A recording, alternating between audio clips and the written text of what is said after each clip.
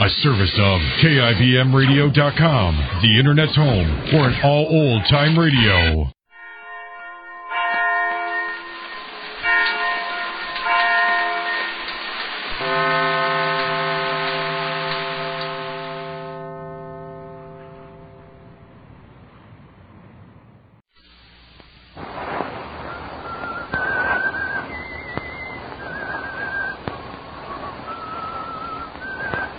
The Signal Oil Company is bringing you The Whistler.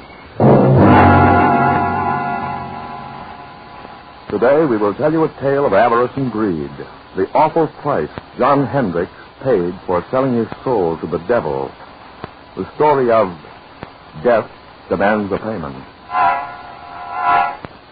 But first, if you'll bear with me for a moment, I'd like to make a suggestion about your car, because right now it's a very valuable possession.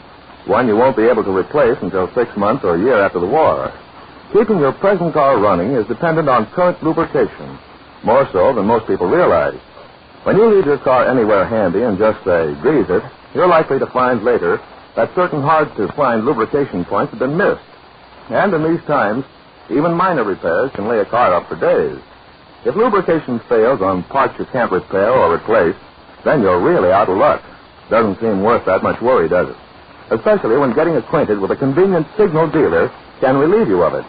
He knows his stuff, uses the auto manufacturer's own lubrication chart in taking care of your car. In fact, checks every lubrication point twice. You see, he's not just an attendant, but an independent businessman in his community, with a genuine interest in keeping his customers' cars in service. I think you'd find it pleasant and profitable to have him count you as one of his regulars. So stop by next week for a really correct lubrication job, or anything else on which your signal dealer can help you out. I believe you'll thank me for the tip. And now?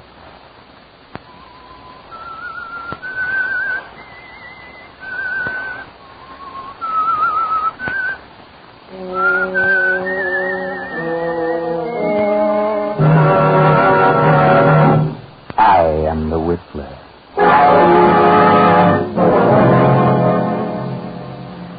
And I know many things, for I walk by night. I know many strange tales, many secrets, hidden in the hearts of men and women who have stepped into the shadows. Yes, I know the nameless terrors of which they dare not speak. A huge, sprawling stone structure, surrounded by high gray walls, appears against the storm-lashed, lightning-streaked night sky. The state penitentiary. In a cell in this dismal building sit two men. One is John Hendricks, a man of 60, a lifer, sentenced 10 years ago for the murder of his wife and stepson. Murdered Martha and her simple-minded son for the $10,000 she kept hidden in the big house on the outskirts of town. John's cellmate is one Bill Smith, otherwise known as number 1014. Bill has changed in the 5 years he's been here. He's decided to go straight, if he ever gets out. Bill Smith started reading here, reading philosophy and so forth. Bill Smith has changed. But John Hendricks hasn't changed. Not Hendricks, because he has a plan. He has a clever plan in mind. Well, I gotta say, Bill, is that I think you're crazy not to make the try with me. It's another opinion, Hendricks. It's all fixed. Not a chance of a slip-up. Here, don't tell me you got the break fixed with the ward. What difference does it make who it is, so long as the whole thing is set? Hendricks, I think you're nuts. You're crazy. Yeah? If I'm getting out of this place, I got a reason, a good reason. I got something waiting for me outside, something that belongs to me. I'm the only one that knows where it is. And I'm getting out of here. You're in here for a long time, Bill. You don't want to make the try with me, then stay and rot. Suppose you do find this money hidden away in the old lady's estate. What good would it do you? You killed her and her stepson to get it, didn't you? I did not. I didn't kill anybody. I say you did. It ain't true. But I know where the money is. Okay. You can break out. You can have the money, but... Well, I've done a lot of thinking and reading since I've been here. Yeah. You've gone soft. Maybe so. But this much I do know. If I ever do get out, I'll do things differently. Yeah. Nothing. You just got religion. I get exactly what's coming. And believe me, Hendricks, so will you. If you break out, they'll have your back one way or another. Watch and see. Well, I'm going, so you watch and see. Just watch.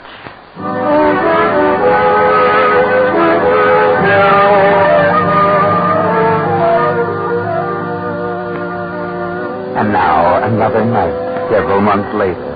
Another storm. A lonely country road. A car. The southern part of the state. That village we passed a few miles back. That silent, sleeping village was Marsdensburg.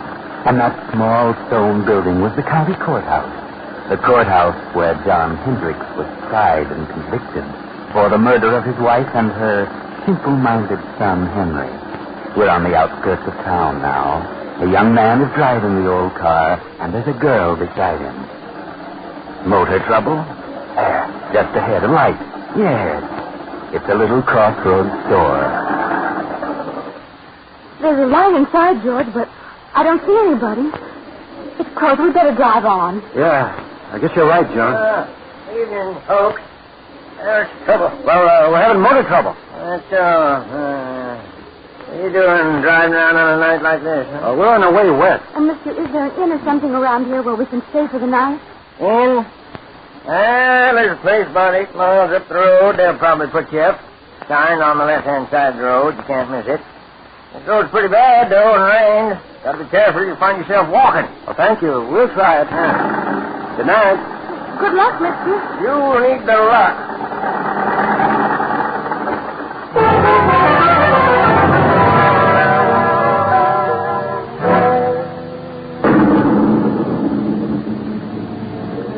The storm is increasing now. The little car lurches and bounces in its fight to keep the center of the highway. 2 miles, 3 miles, 4, maybe 5, and look, there it is, straight ahead. On the right side of the road, a blue light. That's it. Wait, George. Did the old man say on the right side or the left side of the road? Oh, George, what's wrong? I don't know. The distributor must have gotten wet. George? What? That blue light we saw. It's gone. Where is it? Oh, we must have passed it. Oh, we couldn't have. I was looking right at it. It seems as though it just disappeared into thin air. I better turn in here. This motor won't last much longer. Well, I guess so. I can't see a thing, can you? Well, it's certainly a desolate-looking place. There must be a house back in there. Oh, there it is. There's the driveway, 20 feet ahead. Yeah. Well, this motor's about to conk out. We better drive in and see what we can find. Yes. Drive in, George. You'll find something. That's right. Through the gate. Make the curve. Hurry. There goes your motor. A little more. Now. Oh, we just made it. Thank heaven. Yes, that's right. Always thank heaven at a time like this. All right. Get out and go up on the porch. Let me help you, John. Well, I'm all right. What do we do with the bags? We'll leave them here until we find out if there's anyone here. Come on.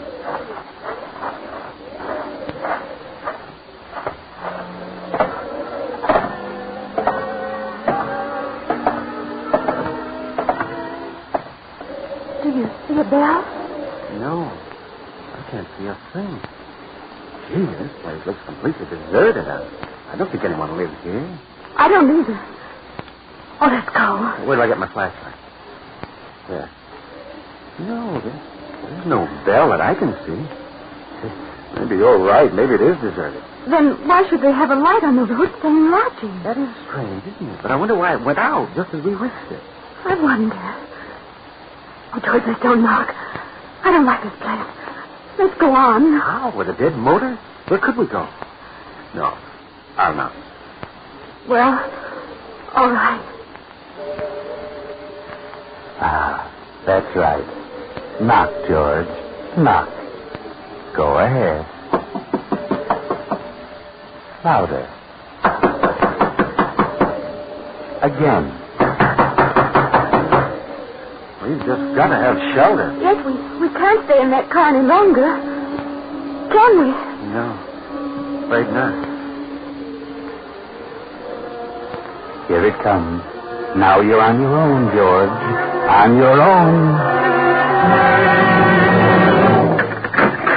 There is someone. Yeah. Oh. Good evening. What is it? Well, our car... Yes, our car's stalled. We can't go any farther, and it's such a terrible night out that we thought we could stop here for the evening. Stop here. Why, yes, we saw your light and... Light? What light? Well, the blue neon out in front. There is no light. Have you a room? Yes, there is a room. Well, could we come in? I mean, look, it's awfully wet out here. You may come in, if you wish. Oh, thank you. It's quite a relief. We were afraid you'd closed up for the night, especially when all the lights were out. All the lights out? Yes, you see. Huh? Of course the lights are out. Oh, I didn't know. You do take tourists. Do we? Well, yes, that's what they told us. Who told you? The man. The old man at the little store back at the crossroad told me. Little store? Yes, at the crossroad about 5 miles back. You know where the crossroad is. There is no store at the crossroad. There isn't? No. Oh, I see. Well, look, madam, would you mind turning on the lights? I can't see a thing. We have no light here. No light? Give me a flashlight, Joan. She means there's no electricity here. No, there is no light here. Throw the flash around. There must be a lamp. No, don't make a light. We see well in the dark. We? Who's we? Is there someone else in the house? My son. Oh, well, he's gone to bed. He's standing beside you. Beside who? You. Son. Yes, Mother. Oh. Give me that flash. You got it. You got it. Oh, yeah. Gee whiz. How long you been standing here, Bub? Since you came in. That's all? Well, I didn't see you. You make a noise like a spook. Who are you? What is your name? It's George Kimball. This is my wife, Joan. We're on our way west as travelers. Travelers. Where are we? What? Quiet, son, quiet. No, let him talk. He's quiet enough. How long have you folks been living here? We live here all our lives. Say, how about closing the door? Is the door open? Of course it is. What? Oh, George. Take it easy, Joan. Don't get excited. Look, madam, there's a candle on that table over there by the fireplace. Yes, and if you don't mind, I'm going to light it. Please don't. Wait a minute. If you want us to stay here, I insist that we have some light. You do want us to stay here, don't you? Do we, son? Yes, Mother. What are you looking at me for? Yes, Mother. Without lying. Yes, Mother. Oh, George, let's go. I don't want to stay here tonight. This place doesn't look good to me. There has been no good here for many years. See what I mean, George? I don't get it. You don't seem to want us, and yet your son does. How do you make any money that way? We don't make money. You don't? You mean you haven't had any guests lately? No. Not for many years. Well, can't expect any if you act like this. But we do expect a guest. Don't we, son? Yes, Mother. He certainly has a surprise coming. Yes, he has. How many rooms have you? There are many rooms, but only one. Only one? Oh, now that doesn't make sense. Well, what do you mean? Only one for guests. Well, you mean only one equipped? Yes. Well, then, if you've got a reserve for this guest you expect, what are we going to do? There is an inn farther along the road. They have rooms. They will take you. It will be best. Yes, but our distributor got wet, so the car won't even run. Where is your car? It's right there at the foot of the steps. I see no car. You do? Why, it's standing right there. George, where is it? It's gone. Oh, smoke, it is gone. Where and how? I didn't hear a sound. Oh, it must have rolled ahead. Throw your light around. It's not a sound. Say, what goes on here? Son, Yes, Mother. you moved the car. Yes, Mother. Why? Him. I understand, son. I understand. Hey, now, wait a minute. Your son moved it? Well, how could he? The motor won't run, and he would. Well, we didn't hear sound. No sound. How'd you move it? I don't know. It's a fine thing. Here we are in a place where they don't want us and no way of leaving. Well, you've got us on your hands now. You have to make the best of it. Oh, no, George. We'll leave. Oh, nonsense. This is all silly. Now, come on. Let's have some light and cut the monkey business. Son, what have we decided? Yes, Mother. We've decided yes. Very well, if you wish. If you wish, you may stay. Stay until... Until when? All night? Yes, Mother. If you wish. Well, that's better. Now, that's more like it. Now, I like this camp. There we are. George, look. Well, I'll be. Look at the dust and the cobwebs. This place looks deserted. Looks like an old cellar. Well, how about the room? Do we get it or the guest you're expecting? There is another room that will do, perhaps. Well, could we see it? By the way, how much do you charge? We charge nothing. You charge nothing? Nothing. Sounds silly, but it's a break for us. We're running short anyway. Let's see the room. Very well. It is upstairs. After you, ma'am? No, you go first. Very well. Come on, John. Bring that other camp. Come, son, follow me. Yes, Mother.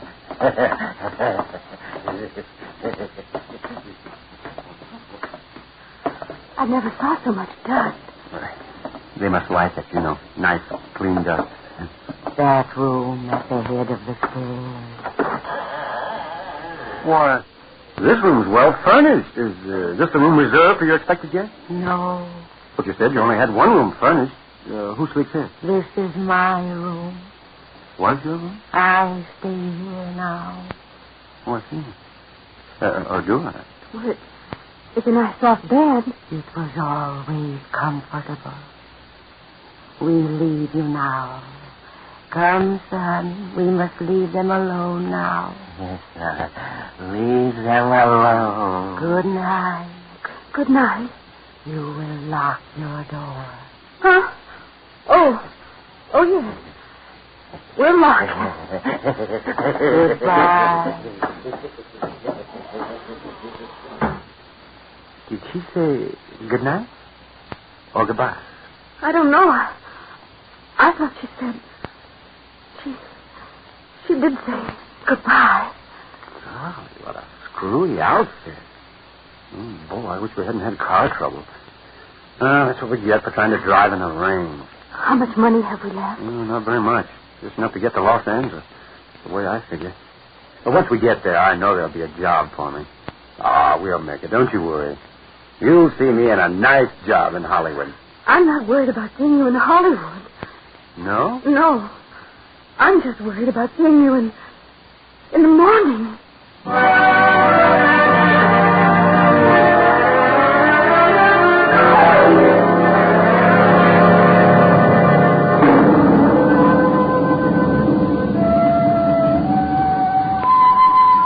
The same night, but later.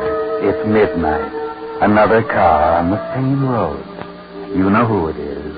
It's John Hendricks. And you know where he's going. He turns in at our deserted mansion, up the driveway, and stops. He steps out, slips up the steps,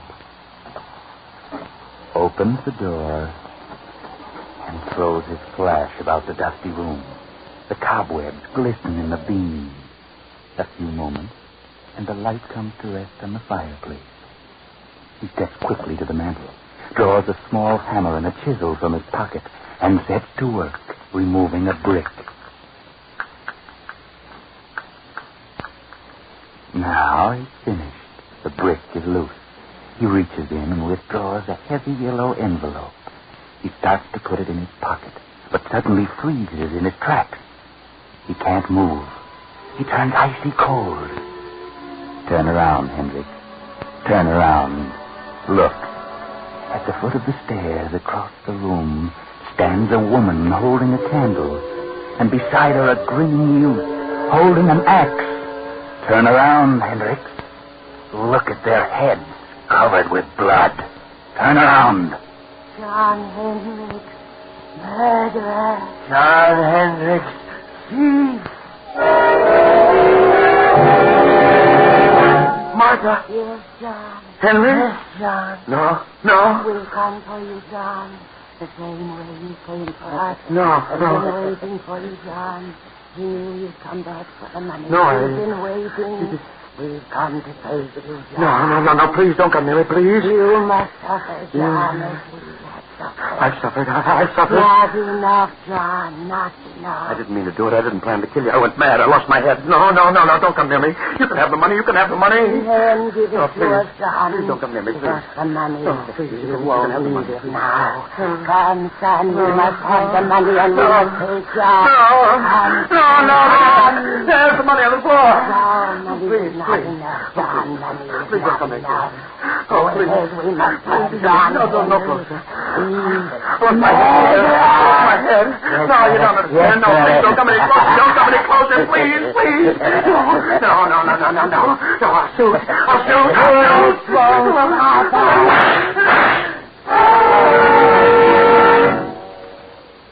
Oh, good Lord, George. What was that? I heard a scream. It's downstairs. So did I. In shorts. I'll open the door. It must have been downstairs. I don't see a thing. Here's a flashlight. Great Scott. Look. A man down there on the floor. Come on.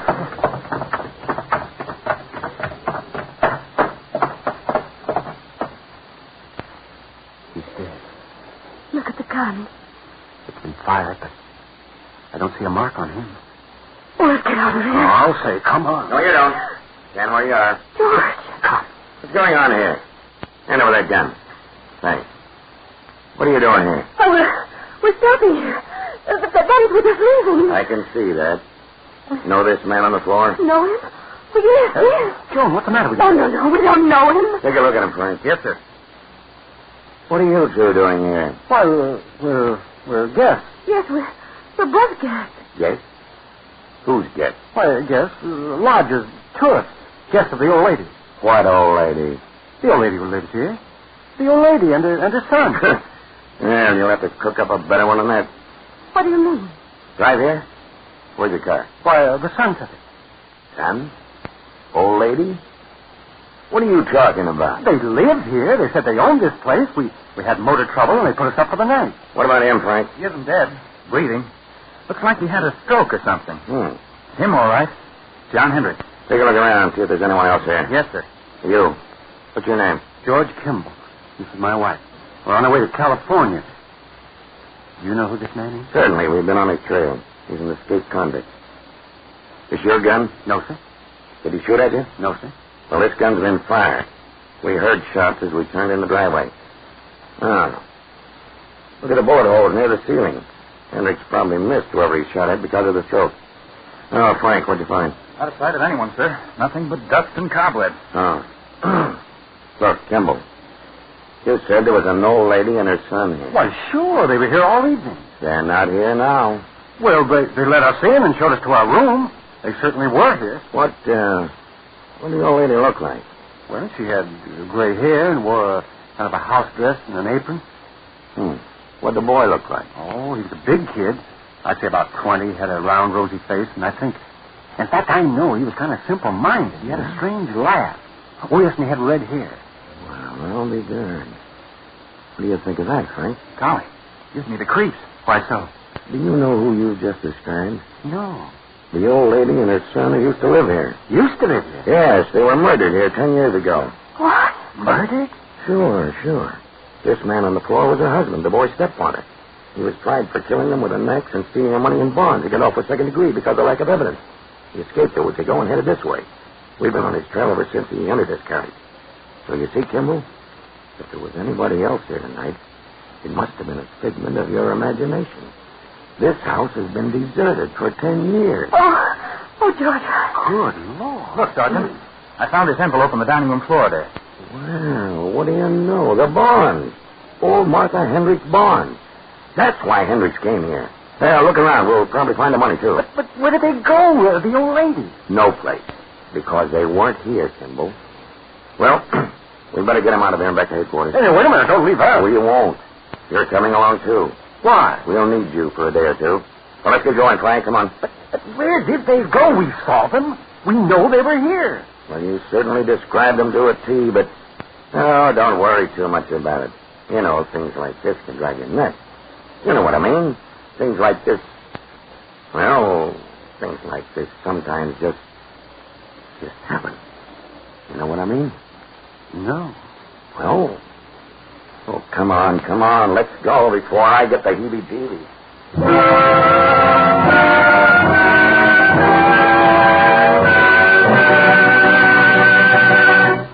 The Whistler will finish his strange tale in just a moment. While we're waiting for his explanation, here's an interesting statement from a military expert about the gasoline we're all doing without. If you've been to several gas stations and found them out, you'll appreciate it. This military authority says, quote, "We're fighting a war of engines. The side which keeps the most tanks and trucks rolling, the most planes flying, will win. This takes many more engines than we had to keep running in peacetime. And some of these military motors burn a gallon of gas a minute. The oil industry's job is to keep the fuel tanks of these engines full. It's a tremendous job. Oil men are doing everything they can to increase production. But over 53% of all the gasoline produced must now go into military use." Unquote. The Signal Oil Company brings you these facts so that when your signal dealer can't fill her up as he used to, you can better appreciate how the gallons you're doing without are helping carry us down the road to victory. Another way by which America's unequaled resources are winning this war. Now, the Whistler.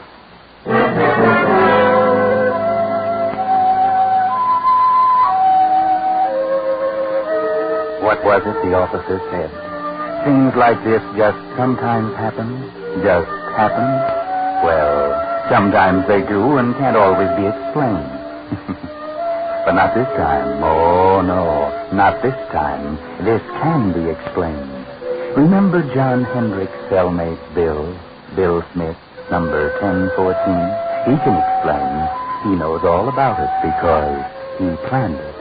Yes, he had learned all the dope from Hendricks, and he sent his pals, the phony spooks, to get the money when Hendricks recovered it. You see, he didn't want to hurt John. He wanted to scare him out of it. Remember? Bill, 1014, said he had changed.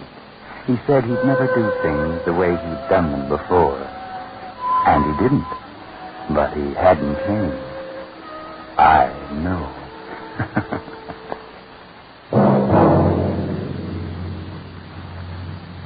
Next week, same time, I, the Whistler, will return to tell you another unusual story. Good night.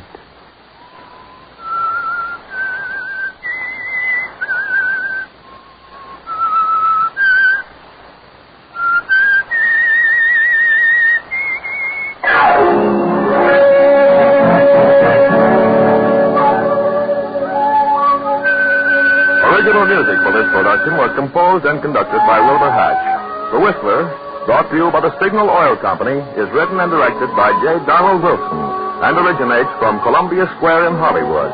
Bill Pennell speaking. This is the Columbia Broadcasting System.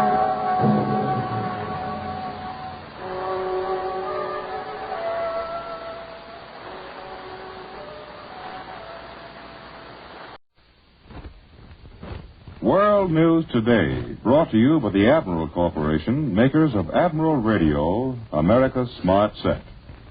By shortwave broadcast, direct from important overseas stations, as well as leading news centers of our own country, CBS correspondents are waiting to bring you a complete report from the world's political and battlefronts. But first, here's Doug Edwards. American troops have captured San Pietro, one of the strongest points in the German winter line across Italy. Reports from the front describe the battle as one of the bloodiest of the war. In Russia, the Germans report heavy fighting near the Polish frontier in White Russia.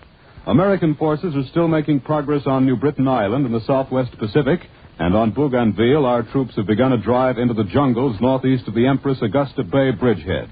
And from London comes word that Prime Minister Churchill continues to improve. The signs of pneumonia are disappearing.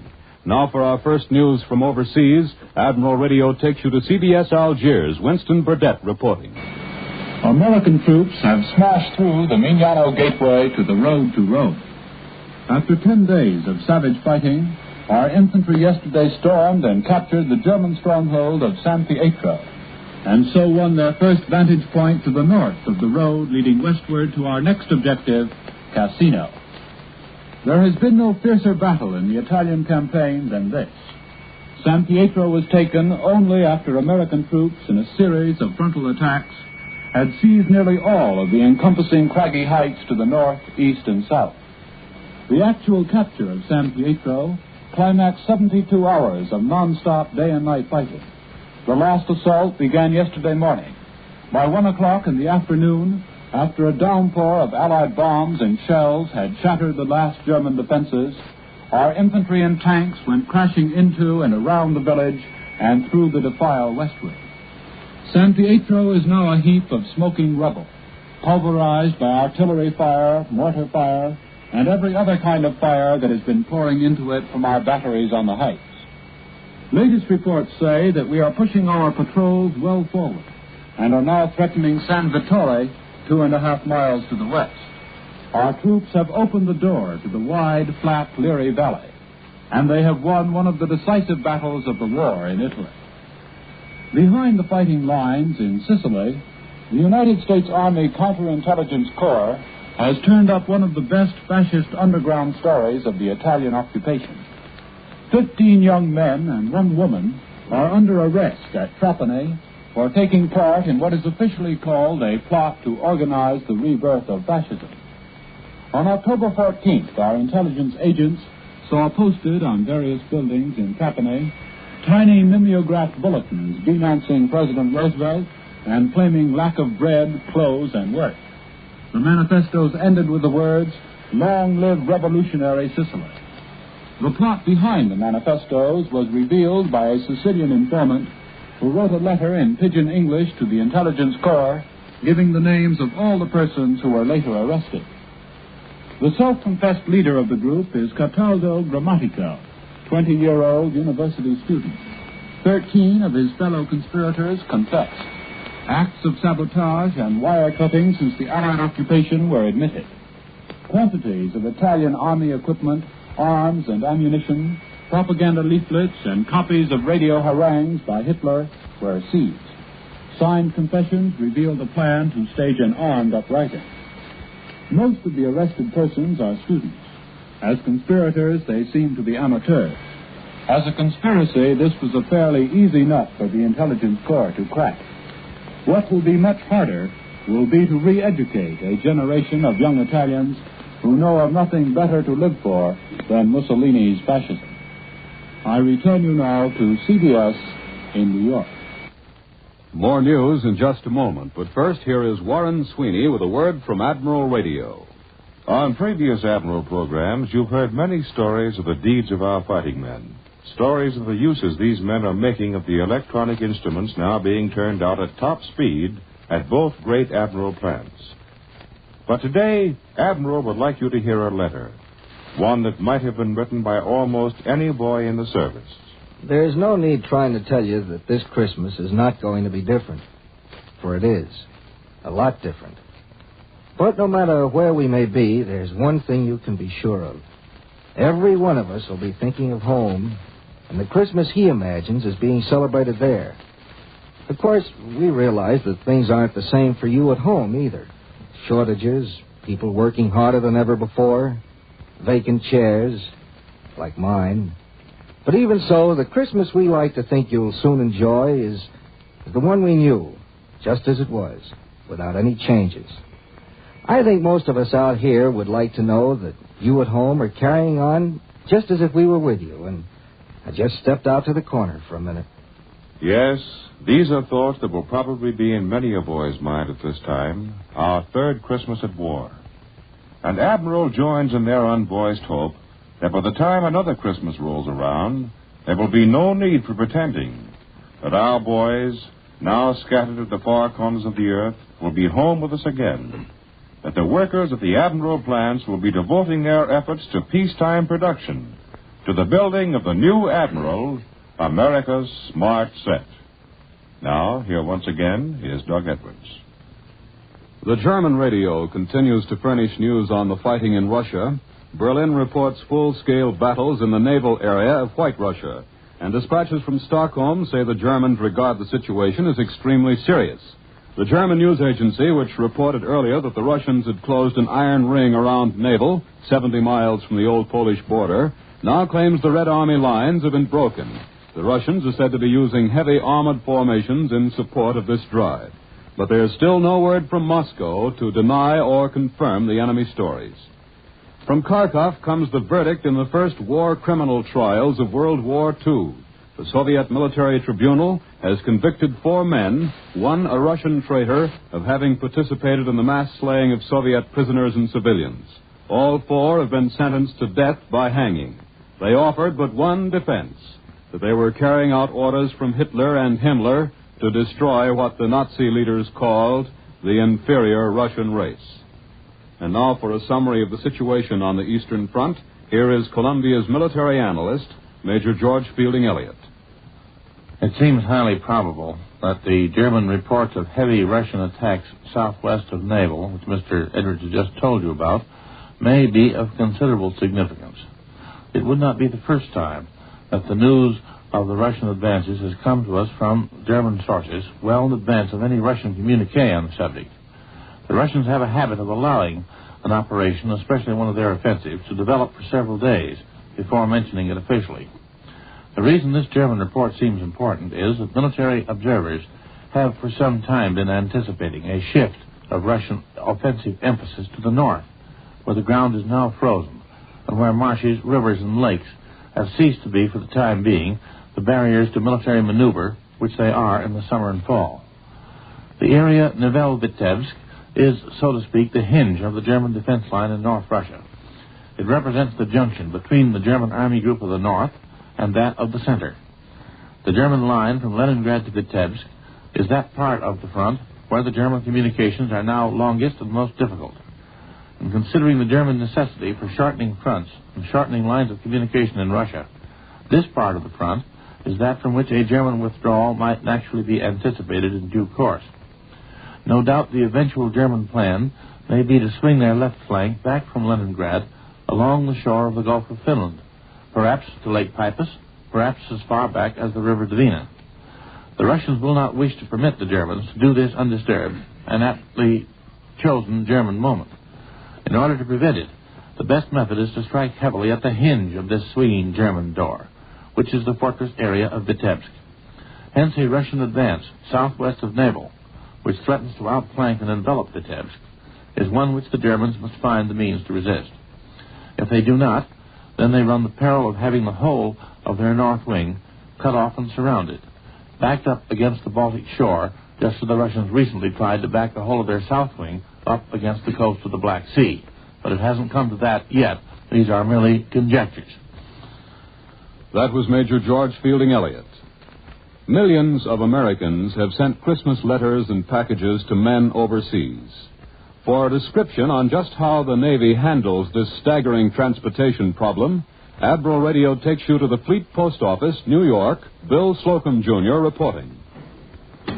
2.5 million Christmas gifts, each one holding no more than 5 pounds of trinkets, and each one holding no less than 1 million tons of cheer and happiness for American sailors, have or are passing over a table I am now sitting on. It's a long, rough table in the center of the Parcel Post Division of the Fleet Post Office, New York. If you sent something to a sailor or merchant seaman marked Fleet Post Office, New York, you can be sure it landed here. was sorted, flipped with unbelievable accuracy into a rack of huge baskets, and sent on its way. If you, and some 50,000 of you, did wrap it badly, you can be sure your carelessness was greeted with appropriate comment and then slowly, painstakingly corrected by sweating sailors who repacked your parcel. Normally 400,000 letters clear here daily and 25,000 parcels. The Christmas rush was so well handled that Lieutenant Andrew Newton, officer in charge here, said there was a minor Christmas rush after the first one. V-mail, airmail, first-class mail, and parcels headed for men at sea come here from the post office. There's a tiny office here that bears a legend, "Please keep out." I knew it was important because it was the first official please I had ever seen in the Navy. And this tiny office is the location of every single ship in the United States Navy. It is the heart of the entire operation here. A few men, and very few, have access to that office. Incorrect addressing is the post office's biggest headache. Downstairs, dozens of waves are attempting to list the correct addresses of every officer and enlisted man in the Navy. But there are almost 2.5 million men in our Navy, and the New York office alone lists 2,500 J. Smiths, 500 James Smiths, 4,500 assorted Joneses, and that's not counting officers. Strange things happen here. The parcel post wrappers are hard to surprise, but among their more recent major shocks were 2 quarts of ice cream, or rather 2 X-quarts of X-ice cream, mailed to Bizerti, a pair of dead trout bound for England, and a very live queen bee destined for a Navy lieutenant in Africa. Baby dishes, teddy bears, washboards, and girdles have also popped out of badly wrapped packages. I am solemnly assured that never in the history of Fleet Post Office, New York, has a bottle of anything alcoholic been found except hair tonic. Plenty of bolognas and historic cheese, though. Fleet Post Office is thorough. To make sure there was no hitch, it had a code number assigned to Casablanca and Naples many, many months before they were necessary. They already have a code number assigned to Tokyo, but they won't tell me the number. Seems they picked a year for the code, and they don't want too optimistic. Now back to Admiral Radio. London announces today that Prime Minister Churchill continues to improve in his sickbed somewhere in the Middle East. An official bulletin says Mr. Churchill's temperature has returned to normal and the signs of pneumonia are disappearing. It's generally agreed that the Prime Minister will need quite some time for recuperation. And London papers suggest that Mr. Roosevelt may become the traveler for the next big Anglo-American war conference. London newspapers are also paying quite some attention to the matter of a second front, and they have a new suggestion on just who will lead that drive across the Channel. First, unconfirmed reports in both Washington and London had General Marshall in the driver's seat. More recently, after the Tehran conference, we began to get reports that not Marshall, but Eisenhower would be the top man. And now London papers suggest that the Allied leader will be a Briton, not an American. And as the 2 most likely candidates, they name General Sir Harold Alexander, Chief of Allied Ground Forces in the Mediterranean War Zone, and General Sir Henry Maitland Wilson, the Allied commander in the Middle East. American forces in the Central Pacific are preparing their bases in the Gilberts and continuing to attack Jap strongholds in the Marshalls. For a report on this war zone, Admiral Radio takes you to CBS Pearl Harbor. Webley Edwards reporting. Civilians and men of the armed forces in this long, blacked-out, dimmed-out place got a Christmas present from the military governor this morning. Effective tomorrow night and every night, lights, wonderful, bright lights, until 10 p.m. After that, inky blackout as usual. In New Britain, American troops have further consolidated their gains on the recently occupied Alloway Peninsula and have captured Umtigallo village, it is announced. As Christmas week moves into the Pacific War area, the situation out here is one of growing pressure on the Japanese. The occupation of the Gilbert Islands placed a tension spot on his outer defenses. Thereafter, he's been jabbed steadily in the Marshalls north of the Gilberts by clock-like 7th AAF raids and by one jolting fleet raid by task forces in strength. And then the Pacific Fleet further added to the tension by probing deep inside his outer defenses 11 days ago to bombard Nauru Island. The 7th AAF raids have continued thereafter in the marshals, drumming in with big liberators to drop no great bomb tonnages due to the flight distances, but eternally hammering away. And now, just as the whereabouts of the Pacific Fleet must be giving the Japs the jitters, the fleet has not officially been reported since the Nauru bombardment December 8th. American forces have jabbed into the Jap defense rim to add pressure at still another point on this Alloway Peninsula of New Britain Island, the same island where the big harbor of Rabaul is located. And over across from Rabaul on the other side, the pressure continues with the fighting on Bougainville Island. 4 weeks ago today on this same broadcast, Brigadier General William J. Flood, Chief of Staff of the 7th AAF, said prophetically, "Spread 'em out and sock 'em" looked like a good motto for the Central Pacific. Even as he said it, Admiral Nimitz' big Pacific Fleet forces were going into the Gilberts.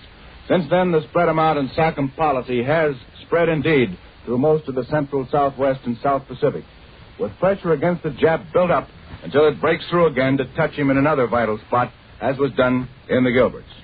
This is Webley Edwards at Pearl Harbor. I return you to Admiral Radio in New York.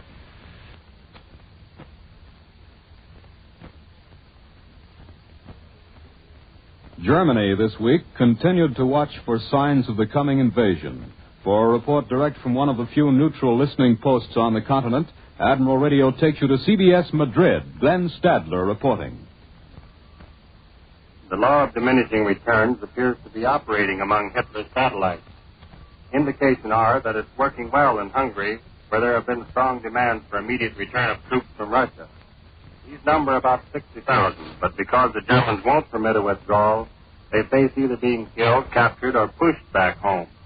In Hungary itself, there are about 450,000 soldiers, many guarding against attacks by Yugoslavs. Romania's situation is similar. As early as 2 months ago, reports from Bucharest told of demands for the return of their troops. Romania is more valuable to the Nazis as a source of oil, but also has 100,000 soldiers in Russia. They've occupied Odessa since its capture by German stormtroopers more than 2 years ago. Slovakia has about 60,000 men in Russia and keeps 30,000 at home. Bulgaria is not at war with Russia, but declared war on us. However, an odd story from Sofia today says the Bulgarians began to fight communism even before communism existed. They have an army of about 325,000, of which 60,000 are quartered in Greece and 100,000 in Yugoslavia. Thus, Hitler's Balkan allies show, on paper at least, a force of more than 1.25 million. This includes 6 or 7 ersatz commando divisions made up of so-called volunteers from the occupied countries, but really contain a large majority of Nazi regulars. In the north, Finland with 20 divisions, aligned with Germany, is at war with Russia, but not with the United States. Here in Madrid, where the war seems far away, entertainment has taken on a more decided international aspect. Tonight, Franco and his Palanque leaders will attend the Spanish version of Shakespeare's Romeo and Juliet. In another theater, the Scala Vaudeville show for Berlin features a Japanese dancer giving an Oriental interpretation of the Negro song, St. Louis Blues. This is Glenn Stadler in Madrid, returning you to Admiral Radio in New York. Now for a report on home front developments and an interview with a WAC captain recently returned from Britain. Admiral Radio takes you to CBS Washington. Don Pryor reporting. Washington is getting ready for Christmas. Congress will adjourn formally Tuesday afternoon and go home for the holidays, leaving taxes, subsidies, the soldier vote, mustering out pay, and other issues to be ironed out in the new year. President Roosevelt and most of his family will have a quiet celebration of their own at Hyde Park. The president also will make his customary Christmas Eve address to the nation, except that it will be at 3 o'clock in the afternoon this time, and it will be directed primarily to fighting men around the world. Just a few minutes ago, President Roosevelt began an urgent conference at the White House with railroad and union officials in an effort to head off the threatened strike of operating railroad men.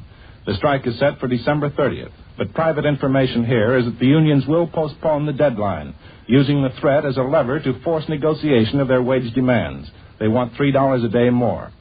Selective Service said last night that 1 million fathers will be drafted by July 1st.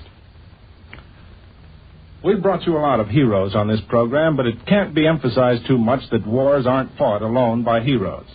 Most of it is done by potential heroes, just plain GIs, and this time by women, too. So our Washington guest today is a woman soldier, Captain Catherine E. Falvey of the Women's Army Corps. Before the war, she was elected to the Massachusetts legislature, and she's still a member. She was a practicing lawyer in Boston, a member of the United States Supreme Court Bar. But don't let that mislead you. She's also petite and very attractive. Captain Falvey, what branch of the Army are you working for right now? The Army Service Forces. Well, you haven't been in that very long, though. What were you doing before that? I was in England. I went over there last summer, in June, to help get an organization set up before the 1st WAC Battalion was sent across. Well, were you one of the first to go over there? No, I was in the 4th group. 2 officers went over last winter to establish liaison with the British WAFs, who had been loaned to the 8th Air Force while our WACs were being trained. Then Major Wilson went over to take charge as WAC director, along with her assistant, Lieutenant Herbert. They were followed in May by 6 officers and 5 enlisted women. I didn't get there until about 2 months later with 3 other officers. Well, how did the soldiers over there react to you women? They would just walk up to you and say, "Stand still. Let me hear you say something." Oh, and what did you say? I was stopped. I couldn't find a word. Of course, most of the attention was paid to the 5 enlisted girls. They could have lost their heads just as easily as not, but they didn't, not one of them. They brushed it all off and let it be known they were there to do a job. And speaking of jobs, what types of jobs do most of the WACs do over there now? Oh, all kinds. According to the latest count, I believe WACs are doing at least 155 jobs.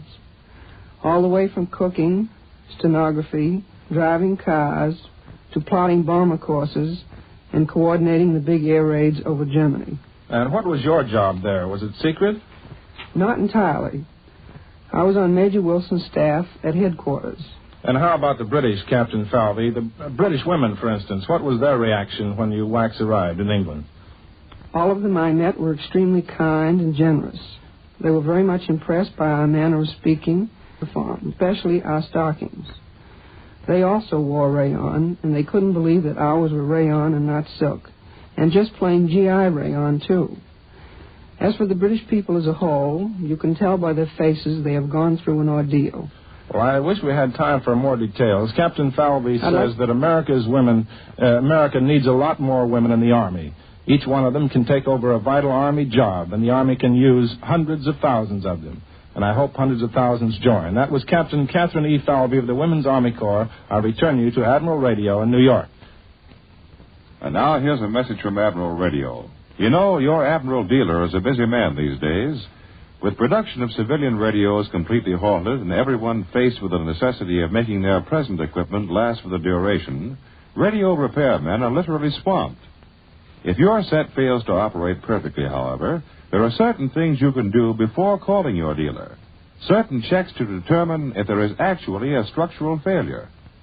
For instance, tubes sometimes jar loose, and all that's necessary is to push them back firmly in place again. As a wartime service to you in helping to keep your set in working order, and to help save the time of your busy dealer, Admiral has prepared a home checkup chart listing some 20 things you can do before calling your dealer. All you need do to obtain one of these charts is ask for it at your Admiral dealers or address a letter or card to Admiral Radio in care of this station. The simple directions on the home checkup chart may save you the expense of a service call. Get an Admiral home checkup chart from your dealer or drop a card now to the station to which you are listening.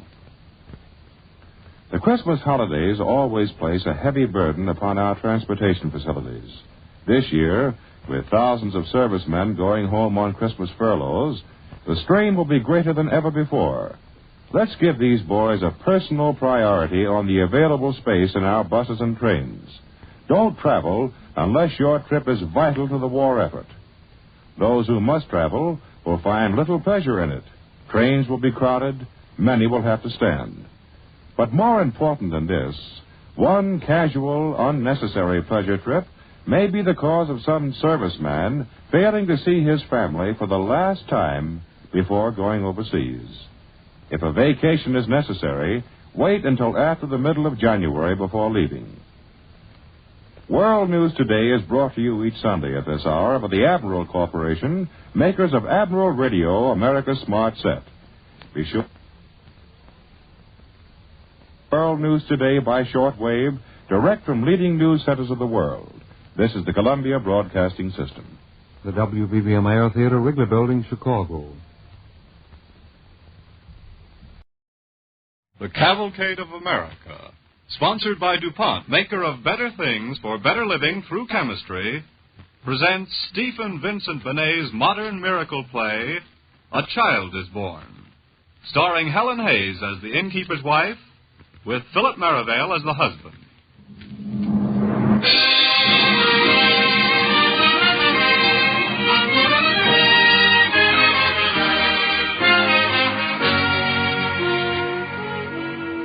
Ladies and gentlemen, Stephen Vincent Benet's reverent and inspiring play, A Child is Born, was especially written for Cavalcade 1 year ago.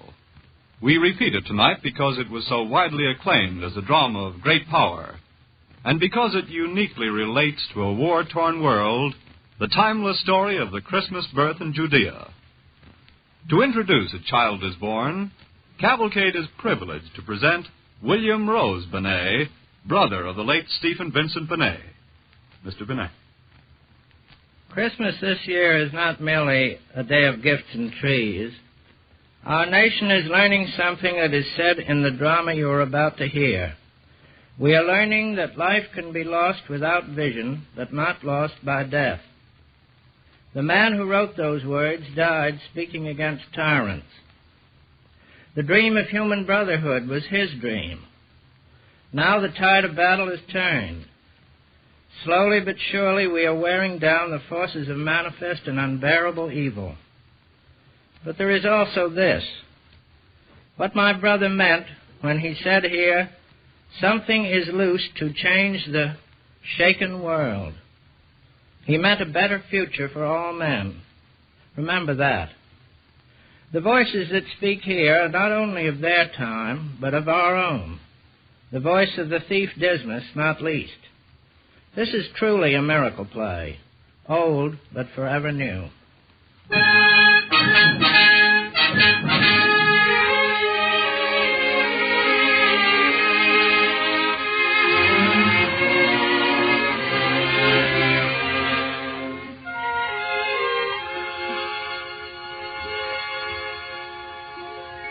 In Bethlehem of Judea there shall be a child born of woman, and yet undefiled. King Herod, now what will you say of the child in the stable this cold Singing again? winter day? I told you not to sing. Sorry, I forgot. Forgot. That's fine. That's wonderful. That answers everything. The country's occupied. We have no country. You've heard of that, perhaps? You've seen the soldiers, haven't you? You know just what can happen to our sort of people once there's a little trouble. Answer me. I've seen, I know, but... But, oh, la. Sometimes I think your ways will drive me mad. Is it your business what King Herod does?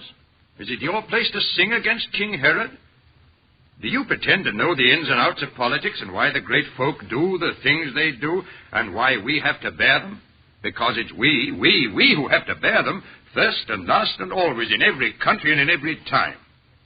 They grind us like dry wheat between the stones, don't you know that? I know that somehow kings should not be wicked and grind down the people. I know that kings like Herod should not be. All right. I'm not denying that. I'm reasonable enough. I know the world. It's a bad world, but it must last our time. Herod is Herod, but my in's my in. I do the best I can. I pay my taxes here in this conquered and forsaken land. And as for all your fine rebellious souls who hide out in the hills and stir up trouble, call themselves prophets, too, and prophesy that something new is coming to the world, the Lord knows what. Well, it's a long time coming. And meanwhile, Where the wheat between the stones. Something must come. Believe it if you choose. But meantime, if we're clever, we can live and even thrive a little. Clever wheat that slips between the grinding stones and grows into the good, the profitable grain. At least if you'll not sing subversive songs to other people but your poor old husband, who loves you still in spite of all your fancies and always will.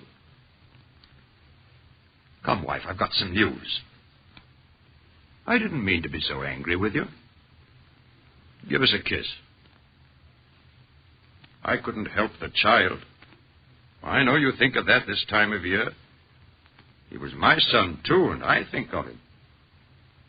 I couldn't help his dying. No, my husband. He stretched his little arms to me and died. And yet I had the priest, the high priest, too. I didn't spare the money. No, my husband.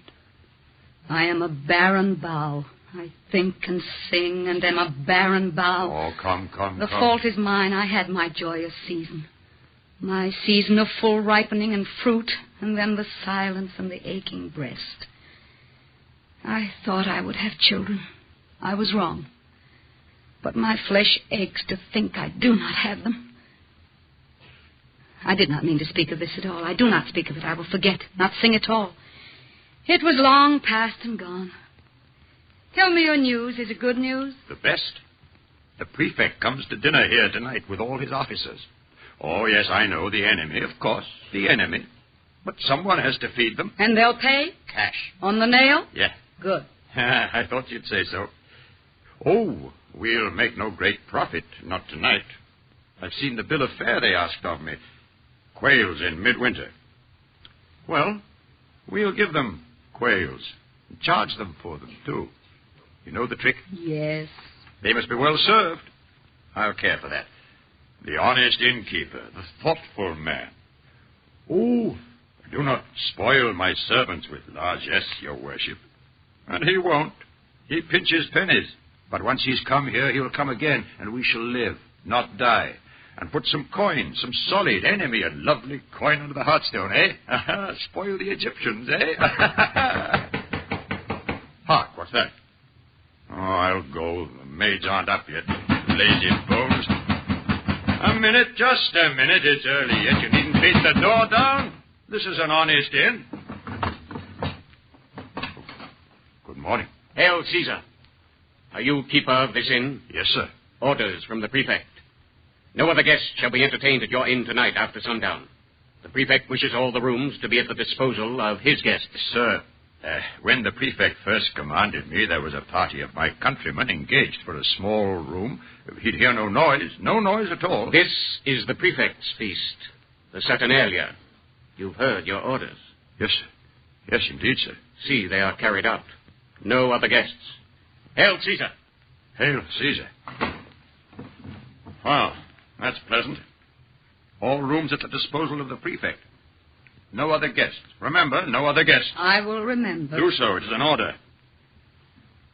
Now, about the quail. You'll make the sauce. That's the important thing. A crow can taste like quail with a good sauce. You have your herbs? Yes. Well, then, begin. It's morning and we haven't too much time.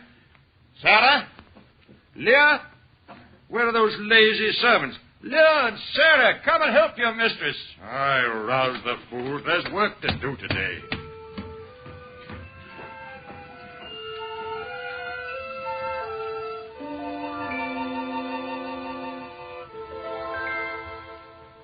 You are listening to Helen Hayes as the innkeeper's wife and Philip Merivale as the innkeeper in Stephen Vincent Benet's A Child is Born. Presented on the Cavalcade of America. Sponsored by DuPont.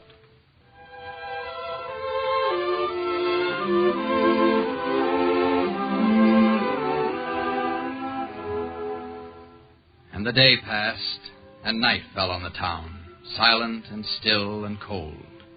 The houses lay huddled and dark beneath the watching stars, and only the inn windows streamed with light. Gentlemen, men of Rome. What's the prefect saying? Mindful of Rome's historic destiny, and of our good friend King Herod, who has chosen alliance with Rome rather than a useless struggle, keep them under with a firm hand. What is he saying up there? I don't know. I don't know the big words. The soldier said... Oh, you and your soldier. Oh, he's not so bad. He brought me a trinket, see? You and your Roman trinkets. Here, what's this? What's this? Why are you standing idle? They're calling for more wine. Let Leah serve them. She likes their looks. Sarah. Yes, mistress. Please, Sarah. We've talked like this so many times. Very well, mistress, but let her go first. Get up the stairs, you little soldier's comfort. I hope he pinches you. Mistress, it's not my fault. Does Sarah have to... Go, both of you. You ought to beat the girl. She's insolent and shows We it. can't be too hard on her. Her father's dead, her brother's in the hills. And yet she used to be a merry child. I can remember her when she was merry, a long time since. You always take their side. Yet you think a self-respecting inn could have some decent and well-mannered maids? But no such luck. Sullens and sluts, the lot of them. Give me a stool. I'm tired. Say 30 dinners. And double for the prefect. And the wine. Best, second best, common. Not bad. But then, why do you sit there staring at the fire, so silent and so waiting and so still? I do not know. I'm waiting. Waiting? For what? I do not know. For something new and strange. Something I've dreamt about in some deep sleep. Truer than any waking. Heard about long ago, in sunshine and the summer grass of childhood when the sky seemed so near.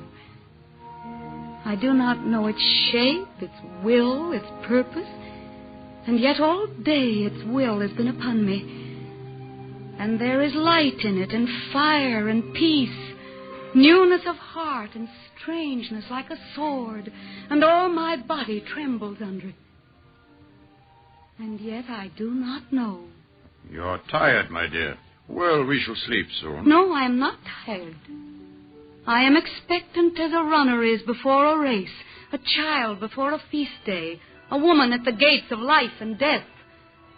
Expectant for us all, for all of us who live and suffer on this little earth with such small brotherhood. Something begins, something is full of change and sparkling stars.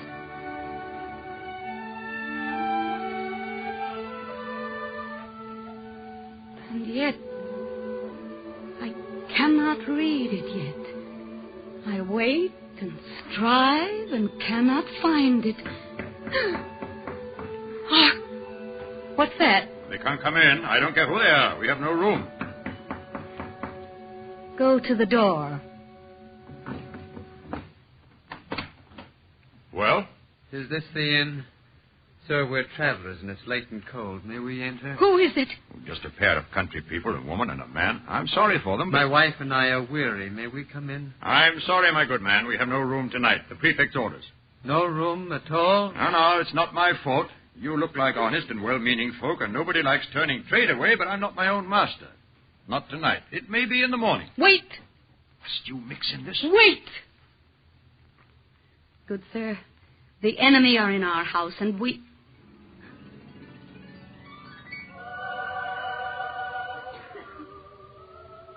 Oh. I did not see your wife. I did not know. Her name is Mary. She is near her time. Yes. Yes. Go. Get a lantern. Quickly. What? Quickly. I once had a child. We have no room, that's true. And it would not be right. Not here, not now. Not with those men whose voices you can hear, voices of death and iron. King Herod's voices. Better the friendly beasts. What am I saying? We have a stable at the inn. Safe from the cold at least, and if you choose, you shall be very welcome. Will you share it? Gladly, and with great joy. The lantern, husband? Nay, I will take it. I can see the path. Come. Well, I suppose that you must have your way, and any other night. Well, they're decent people, or seem to be. He has his arm about her, smoothing out the roughness of the past for her. Although they are not even people of our town, as I suppose you know. So rough a path to tread with weary feet. There's a frost up in the air tonight. I'm cold. Or... yes, I must be cold. That's it. That's it now, to be sure. Come, shut the door. Something begins. Starlit and sunlit. Something walks abroad in flesh and spirit and fire. Something is loose to change the shaken world.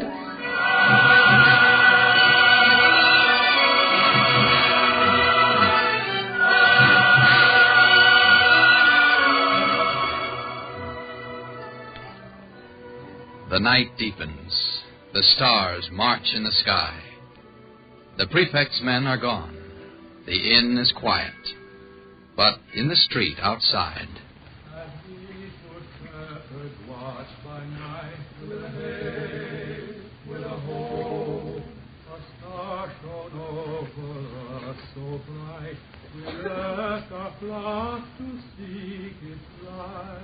Who sings so late?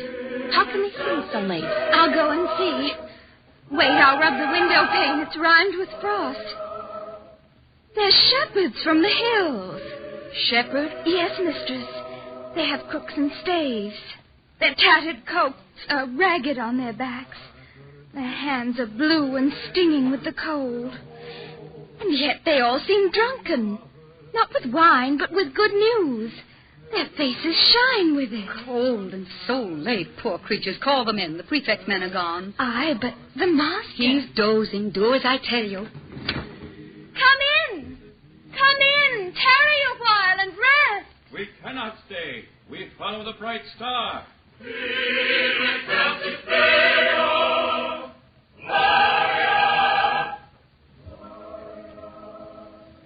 Where did they go? Would they not stay with us? Mistress, they did not even look on me. They looked ahead. They've gone toward the stable. The stable of our inn. The stable of our inn? And they are gone. Aye, gone, but... Mistress, do you hear? Hear what? The tread of steeds on the hard ground. Iron hoofed, ringing clear. A company that comes from out the east. I've never seen such things. I'm afraid. These are great lords. Great kings with strange and memorable beasts. And crowns upon their heads. What's that? What's that? Lords, nobles, kings here in Bethlehem, in our poor town? What fortune! Oh, what fortune! Stand from the window there, you silly girl. I'll speak to them. My gracious, noble masters, worthy and mighty kings, our humble inn is honored by your high nobility. Come in, come in. We've fire and beds and wine. Come in, tarry a while and rest. We cannot stay. We follow the bright star.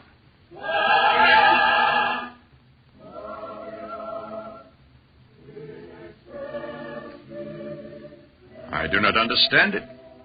They are gone. They did not even look at me or pause, though there's no other inn.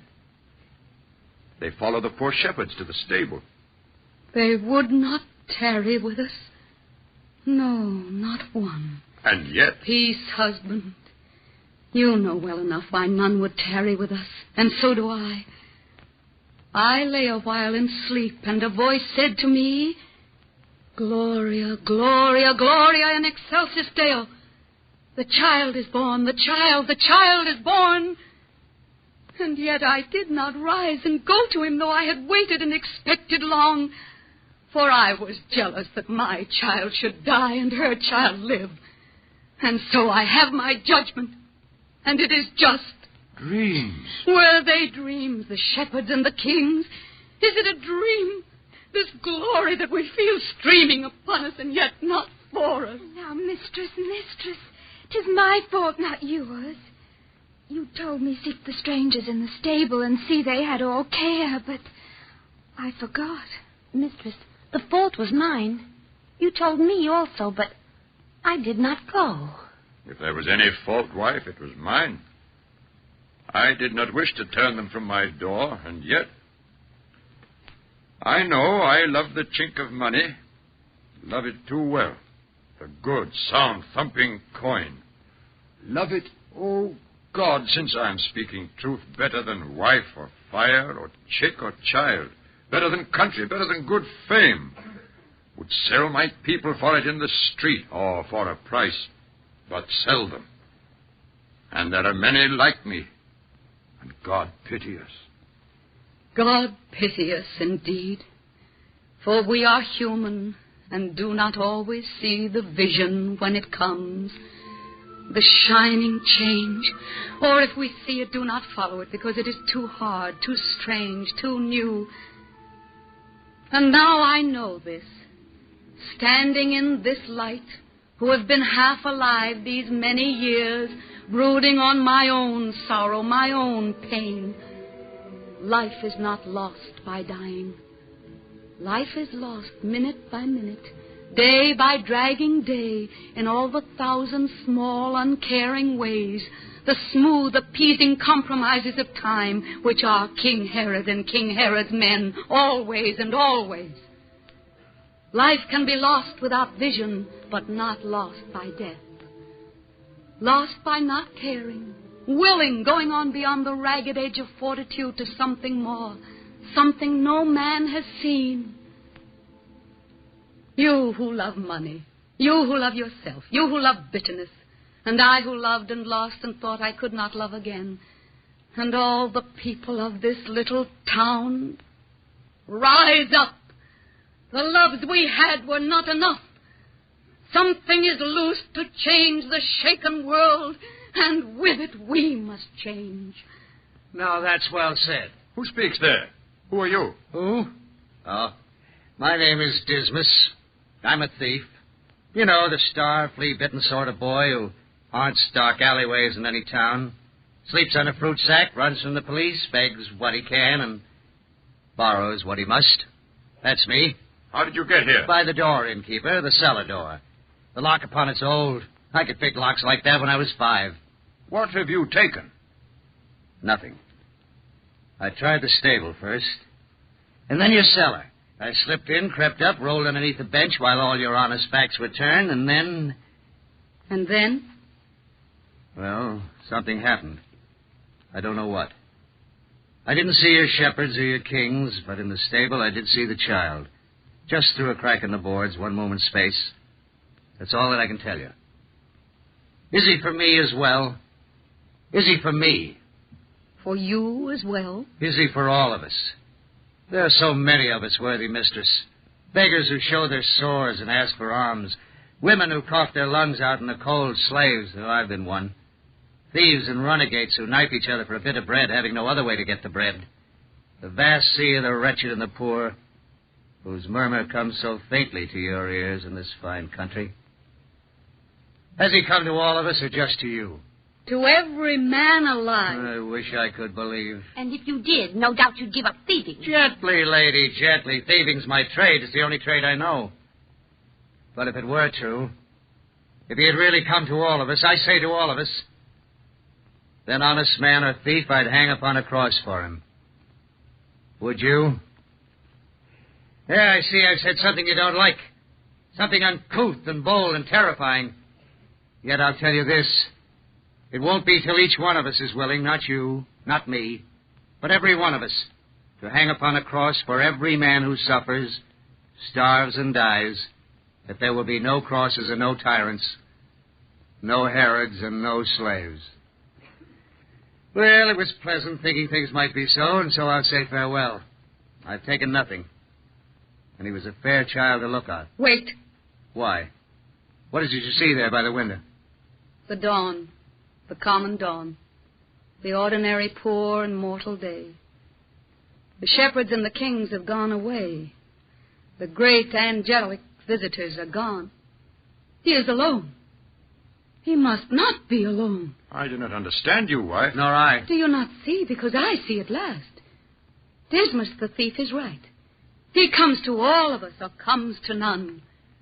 We are the earth his word must sow like wheat, and if it finds no earth, it cannot grow. We are his earth, the mortal and the dying, led by no star. The sullen and the slut, the thief, the selfish man, the barren woman. And yet, unless we go, his message fails. Will he bring peace?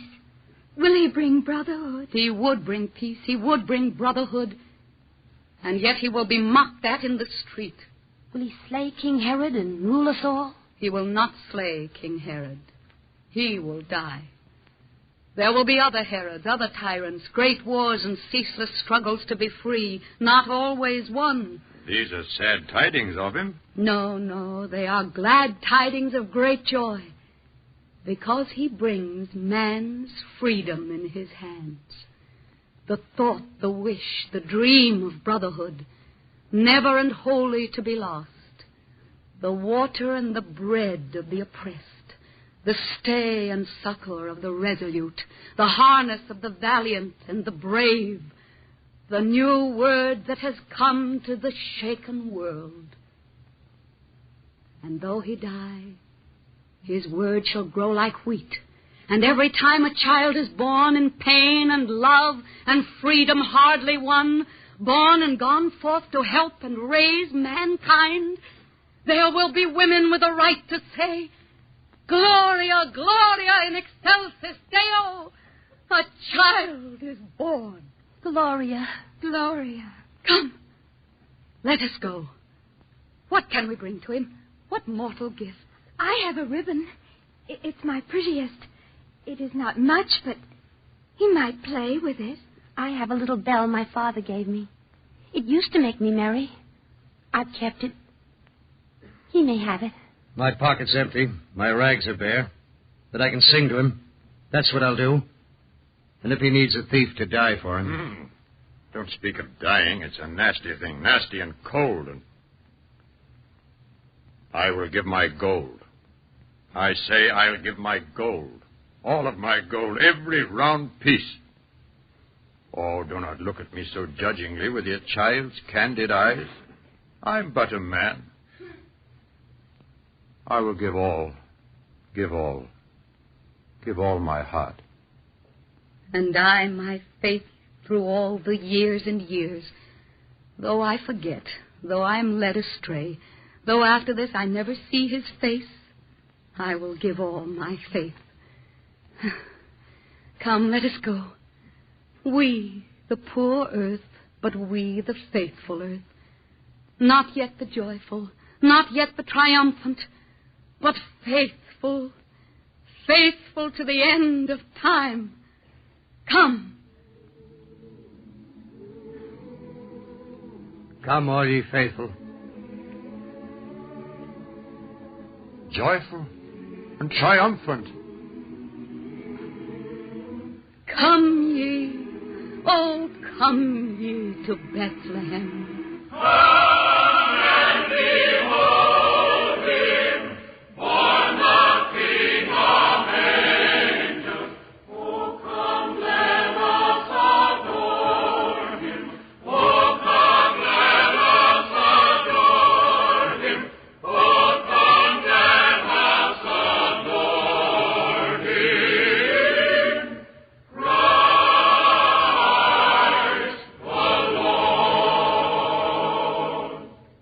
To Helen Hayes, to Philip Merivale, and to the gifts of Stephen Vincent Benet, who wrote A Child is Born, DuPont extends its thanks and deep appreciation for their contribution this Christmas season on the Cavalcade of America. Free men know that it is neither incompatible nor inconsistent to celebrate the birthday of the Prince of Peace in the midst of war. Only free men and those who fight for freedom know that this time we have the chance to create the peace that was promised that first Christmas long ago. We of DuPont add our fervent hopes to the prayers for peace. For whatever success DuPont has achieved has come in greatest measure from serving the needs of peace, of better living. So it is with hope and courage and abiding faith that the men and women of the DuPont Company join on this third wartime Christmas with people of goodwill everywhere in a wish for the greatest of all gifts, victory and peace. To Mott invites you to be its guest next Monday evening at the same time when Cavalcade presents Richard Arlen as the twice-shipwrecked Archie Gibbs in U-Boat Prisoner, one of the most exciting stories to come out of the submarine war in the Atlantic.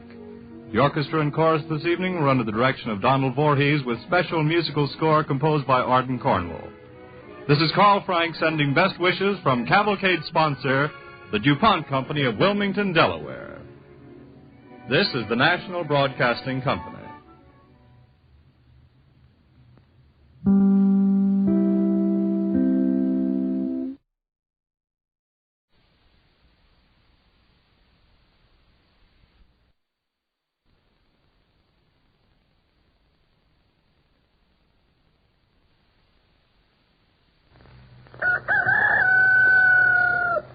Wake up, America. Time to stump the experts. Each week at this time, H.J. Heinz Company, makers of the famous 57 varieties, gives you Information Please. A quartet of experts is on hand to answer your questions. Send them to Information Please at 570 Lexington Avenue, New York 22, New York. We may edit them a bit, and in case of similarity, you'll have to accept our judgment of who shall be paid. Please note that if, this year, we use your question, which is postmarked any time between now and December 31st, you will get not the usual $10 in war stamps, but a $50 war bond, plus a set of the 12-volume Britannica Junior Encyclopedia. If we muff the question, you get in addition $57 in war bonds and stamps, plus a 24-volume set of the regular Encyclopedia Britannica. All questions remain our property. Information Please is presented under the supervision of Dan Golenpaul. And now, our Master of Ceremonies, Clifton Fadiman. Ladies and gentlemen, Information Please coasts right along in his usual freewheeling manner, offering tonight as its experts the tried and true trio, John Kieran of the New York Sun, Oscar Levant, and Franklin P. Adams. Together with our welcome guest, the author of the new bestseller, Taps for Private Tussie, Mr. Jesse Stewart of the sovereign state of Kentucky. But first a word of self-correction. On December 13th, a question submitted by Marvin Berger of this city was incorrectly answered by us, but Mr. Berger was not credited at the time with his $57 in war bonds and stamps, nor with his encyclopedia. Our mistake, and he gets them both in the next mail. And while we're on the subject of unfinished business, 2 weeks ago, we didn't have quite enough time to finish a question that came to us from Mr. Druck of New York City, who wanted to know who these people of literature were who went from one place to another in the following ways. We got the first two parts answered, one part wrongly, but not the third. Here's the third. Who went as follows: the knight went on horseback, the lady in a barge. The lady in a barge, the knight on horseback, in literature. Is that poetry or is that an author? This happens to be poetry. Mr. Kieran? Why, Lady of Shalott went down dying in a barge, and Launcelot went on horseback That's to right. Avalon. Well, it's a little tough on Mr. Druck, who I'm sure was momentarily expecting to get that $57, Mr. Kieran. But that is correct, and that gives us 2 out of 3. Now, how about this first one? We'll now begin with a question from Jessica Heller of Hollis, Long Island. And this is a musical question, gentlemen. If somebody sent you the gift suggested by each of these songs, would you keep it or would you send it back? This is all in the spirit of Christmas, and let's get 2 out of 3. Let's have the first.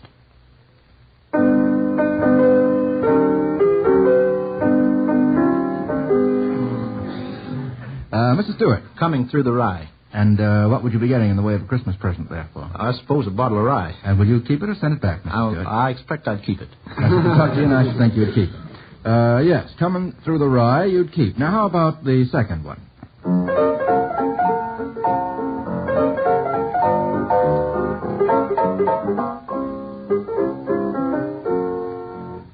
Mr. Levant?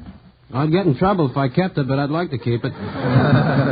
What was it that you'd like to keep? I'd find $1 million baby. It would involve taxes and my wife. And not in that order, either. Yes, I found $1 million baby in a 5 and 10 cent store. And Mr. Adams, would you keep it? I would keep it. You would keep it. I guess that's safe. Now, that gives us 2 out of 3 gifts, both kept. And let's have the third.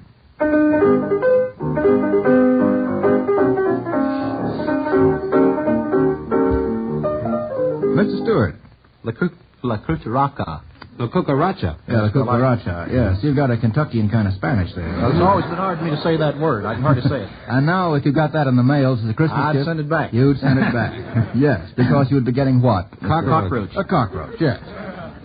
No gift for a Kentuckian or anybody else. Well, that gives us 3 out of 3. Try this one from Miss C.P. Moore of Richmond, Virginia. Approximately when do the following come to America, and from where did they come? Get 2 out of 3. The first is the potato. Mr. Stewart. Came from South America. I think the country, it's probably Venezuela in that section. Well, it might be nice. Is Peru anywhere near Venezuela? Peru, or it's in that particular section. In the Andes. It's indigenous to the Andes of Peru, and so it couldn't have come to America, by which I mean both North and South America, because it was here originally. Mr. Kieran? Well, I was only going to observe that Peru is on the other side of South America from Venezuela. Maybe it was one of those trailing potatoes that moved, you know. It went back to Ireland, didn't it? And then went to Iowa, and then went on a Pullman train. It's had quite a career, but it does not come, as many people think, from Ireland. It was introduced into Ireland. How about the horse? Mr. Levant. From Arabia, doesn't it? The ones I lost money on came from Arabia. Mr. Kieran? Comes from Spain. It was introduced by the Spanish conquerors. That's quite right. About what century would that be, Mr. Kieran? That would be in the 16th century. 16th century is quite right. Brought over by the Spaniards. And we know about that from what interesting anecdote, Mr. Adams? From Don Quixote. Well, I wasn't thinking of that so much as how the boys down in Mexico greeted Cortez's men when they saw them in their saddles. They thought that it was all one animal. They're centaurs. Yes, they thought they were centaurs. They came together, a complete set, as it were. Now, how about ice cream? When did ice cream get here, and from where? That's an American invention, isn't it? No, it isn't. You would think so, Mr. Levant, but it isn't. Well, George Washington... Did he have ice cream? Well, you can't check on me now. I think he did. Mr. Adams. I think he thinks that he got it when he crossed the Delaware, but that wasn't... that was ice. More in the way of a sherbet. Now, ice cream was invented in Italy at the beginning of the 17th century, and then it had quite a career. It spread to France, and then to England, and then finally to the United States. Well, that gives us 2 out of 3 and sends us on to this one. Let me see. Did we get... That's right. We got the horse wrong on account of Mr. Levant's impetuosity. You don't get good ice cream in England now, I know that. Even 10 years ago. But I'm wrong. It's No. Well, that had nothing to do with the question. No. $57 in war bonds and stamps to Miss Moore, and a set out of the Britannica. And here's one from Sylvia Lesage of Dixon, Illinois. Gentlemen, I will name 4 occupations and a novelist. Now, follow me closely. You are to tell me which of the 4 occupations does not figure prominently in the novels of that author. I'll give you an example. If I should say a realtor, a doctor, PCAP, and then say Sinclair Lewis, which one would not figure in the novels of Sinclair Lewis? Mr. Stewart, is that your hand up? I didn't get the question you asked, that first part there. I'm sorry. Well, I named 4 occupations and a novelist, you see. And you were to tell me which of the 4 occupations does not figure in the novels of that author, or figure prominently. Now, that was just an example. How about that example? The sea captain's not right. That's right. Yeah. Obviously doesn't figure prominently, if at all. Now, how about, here are 3 sets of such. Get 2 out of 3. A farmhand, opera singer, miner, and preacher in the novels of John Steinbeck. Which doesn't appear in the novels of John Steinbeck, Mr. Levant? The opera singer. That's quite right. How do you figure that out? Well, the miner, wait, do that again, please. Farmhand? Farmhand is of mice and men. Very good. Yeah. Miner? A miner? Yeah. Tortilla flat. No, there's no money. Nobody does anything in tortilla flat. It's in The Moon is Down. Well, that's quite vague, yeah. And how about a preacher? Preacher is in The Grapes of Wrath. That's quite right, yes. And the opera singer doesn't appear in any of the novels of John Steinbeck. How about this one? A parson, a photographer, a politician, and an artist in the novels of Nathaniel Hawthorne. Which of those does not appear? Parson, photographer, politician, artist. Mr. Kieran. Photographer. How do you figure that? I don't think photography was a business when he was writing. It was quite early in the history of photography. It was, and his character, the photographer in The House of the Seven Gables, I guess was one of the earliest photographers to be portrayed in fiction. You do lose on that one, John. Now, how about fixing up Mr. Kieran with the right answer? Which one doesn't appear in the novels of Nathaniel Hawthorne? Say him again. It doesn't. You don't lose anything if you guess, Mr. Adams. We don't remember what you asked. Parson, photographer, politician, artist. Politician. That's quite right. Yeah. Very good, Mr. Levant. A little late, but quite right. The parson, of course, is in what book? Arthur Dimmesdale in the Scarlet Letter. Very good, Mr. Kieran. The photographer's in the House of the Seven Gables, and there's an artist in what other novel, Mr. Adams? Probably the Marble Fawn. That's quite right. Well, you see, you could have figured it all out yourself. Well, that gives us one wrong. How about this one? Cowboy, stonecutter, scenic designer, and college professor. And the novelist is Thomas Wolfe. Which of those characters does not appear in the novels of Thomas Wolfe? Once more, please. You do the author after the things. That's what makes it... Mr. Stewart had his hand up on Go ahead. Well, no, I didn't get... I would like that to be repeated. All right, I'll give it to you again. Cowboy, stonecutter, scenic designer, and college professor. The cowboy. That's right, Mr. Stewart and Mr. Levant, both at once. The stonecutter is in Look Homeward Angel. Yeah. Where's the college professor, Mr. Stewart? Uptime in the River. Uptime in the River. And the designer? That stonecutter is also in a short story by Thomas Wolfe. The first one was published in Scribner's. His first published short story. Quite right. Well, his father was in the time in... Yes, and the scene designer was in You Can't Go Home Again. Well, that gives us 2 out of 3. Try this one from Henry Sonneborn, Jr. of Baltimore, Maryland, and again get 2 out of 3. Which of these characters, gentlemen, was real, and which imaginary? The first is Baron Munchausen. Real or imaginary, Mr. Kieran? It was real. Right. We think of him as imaginary. When did he live, Mr. Kieran? Oh, golly, I don't remember. Let's see, about the 17th or 18th century. Well, that's 200 years to play around. Well, that's quite right. In the 18th century, he died in 1797. He served in the Russian army against the Turks. And how do we get the lies, the fantasies? Well, he exaggerated. He had a flair for enlarging on the things that he'd been through. Yes. On the things he hadn't been through, I think. And how about Paul Bunyan? Is he real or imaginary? Paul Bunyan, Mr. Stewart? Imaginary. Imaginary. Who is Paul Bunyan, Mr. Stewart? Well, he was supposed to be a great lumberjack that worked in the Northwoods in Michigan. Yeah. And there's great stories told about him. They could drink a keg of beer on the tree that he cut down, and the goose that they killed was so large that it took him, I think, 50 to 200... I don't know how long it took them to cook it, and they couldn't stick a fork in it, and then it got up and flew away. Hey, you know these stories, Mr. Stewart. Well, they don't tell that sort of story down in Kentucky, do they? That's before rationing, that story. We tell, similar stories, yes. Some stories like that. How about Johnny Appleseed? Was he real or imaginary? Mr. Stewart again. He was real. He was indeed. Who was he? Well, I don't know his name, but he passed through that country in southern Ohio and planted apple trees and northeast Kentucky all the way into one of the, probably Illinois or Missouri. Indiana, I guess. Indiana, was that? Mr. Kieran, do you know what his real name was? Sounds like Wendell Willkie, no.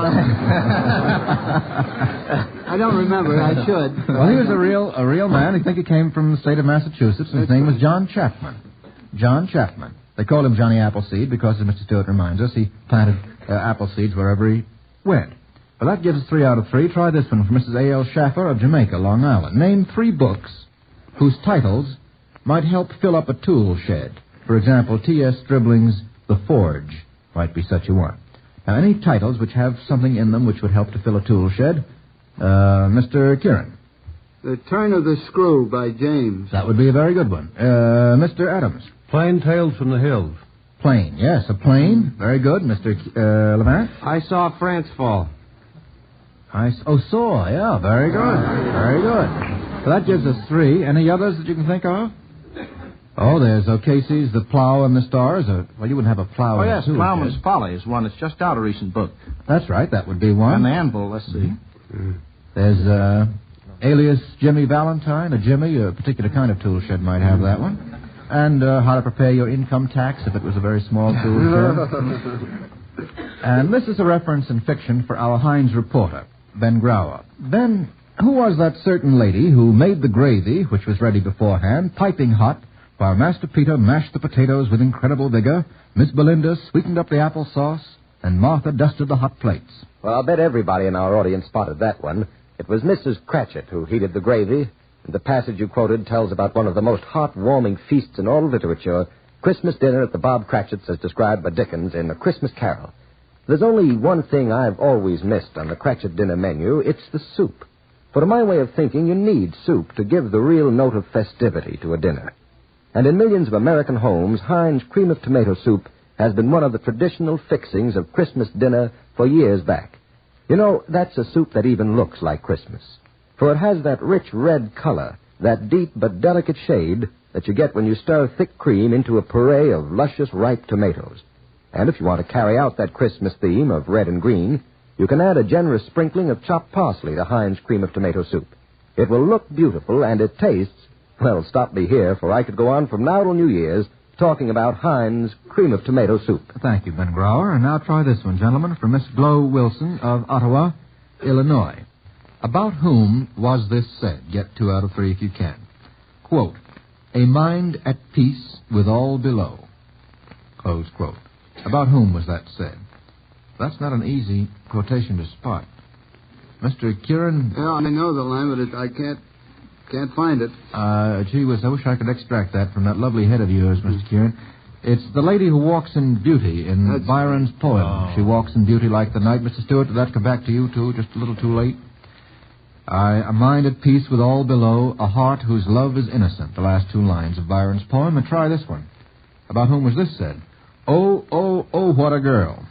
Mr. Levant. Oh, oh, oh, what a girl. If you knew Susie again. Is that right? That's the one, yeah. You know Susie, like I know Susie. Oh, oh, oh, what a girl. It's exaggerated. That's the one. Susie is right. Who wrote the song, Mr. Levant? I only know that Shapiro Bernstein published it. Wait, I think I could even tell you who wrote it. Eddie Cantor used to sing it. That was his big song. Huh? Buddy DeSilva, I think. Is that he's the head of Paramount. I apologize, DeSilva. Even so.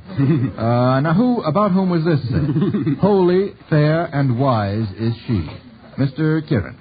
Sylvia. Sylvia's right. Where do you find Sylvia? You find Sylvia in a song in Shakespeare. I think perhaps it's The Two Gentlemen of Verona. It is indeed, Mr. Kieran. And how, can you give us a line or two? Who is Sylvia? What is she that all the swains adore her? And so I can sing it. That's bad. That's bad. Oh, we got 2 out of 3 on that. Try this one from Helen Dannerly of Holyoke, Massachusetts. Here is a question based on funeral marches, gentlemen. Who is being buried to these funeral marches? I get 2 out of 3. Here is the first.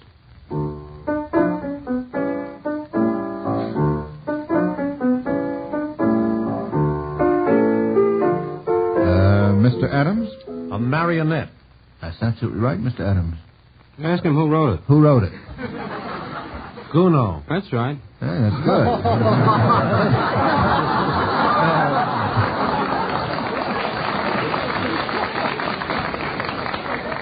I don't think you're long for this program, Levant. Gee whiz, Adams, you know you floored the whole crowd on us. And what's the name of the composition? Funeral March of a Marionette. That's a perfect response. That's very good. You can't catch... All right, let's have the second one.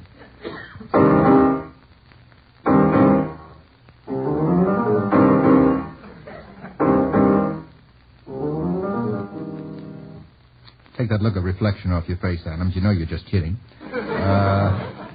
Mr. Levant. Siegfried in the last act of Gotterdammerung. Yes, Funeral March of Siegfried. Did you know that, Mr. Adams? I never stayed for the last act of that. I think you're wiser than Levant, Mr. Adams. That's the best act. It's a wonderful act. You like it, eh? The third and last, now, of funeral marches.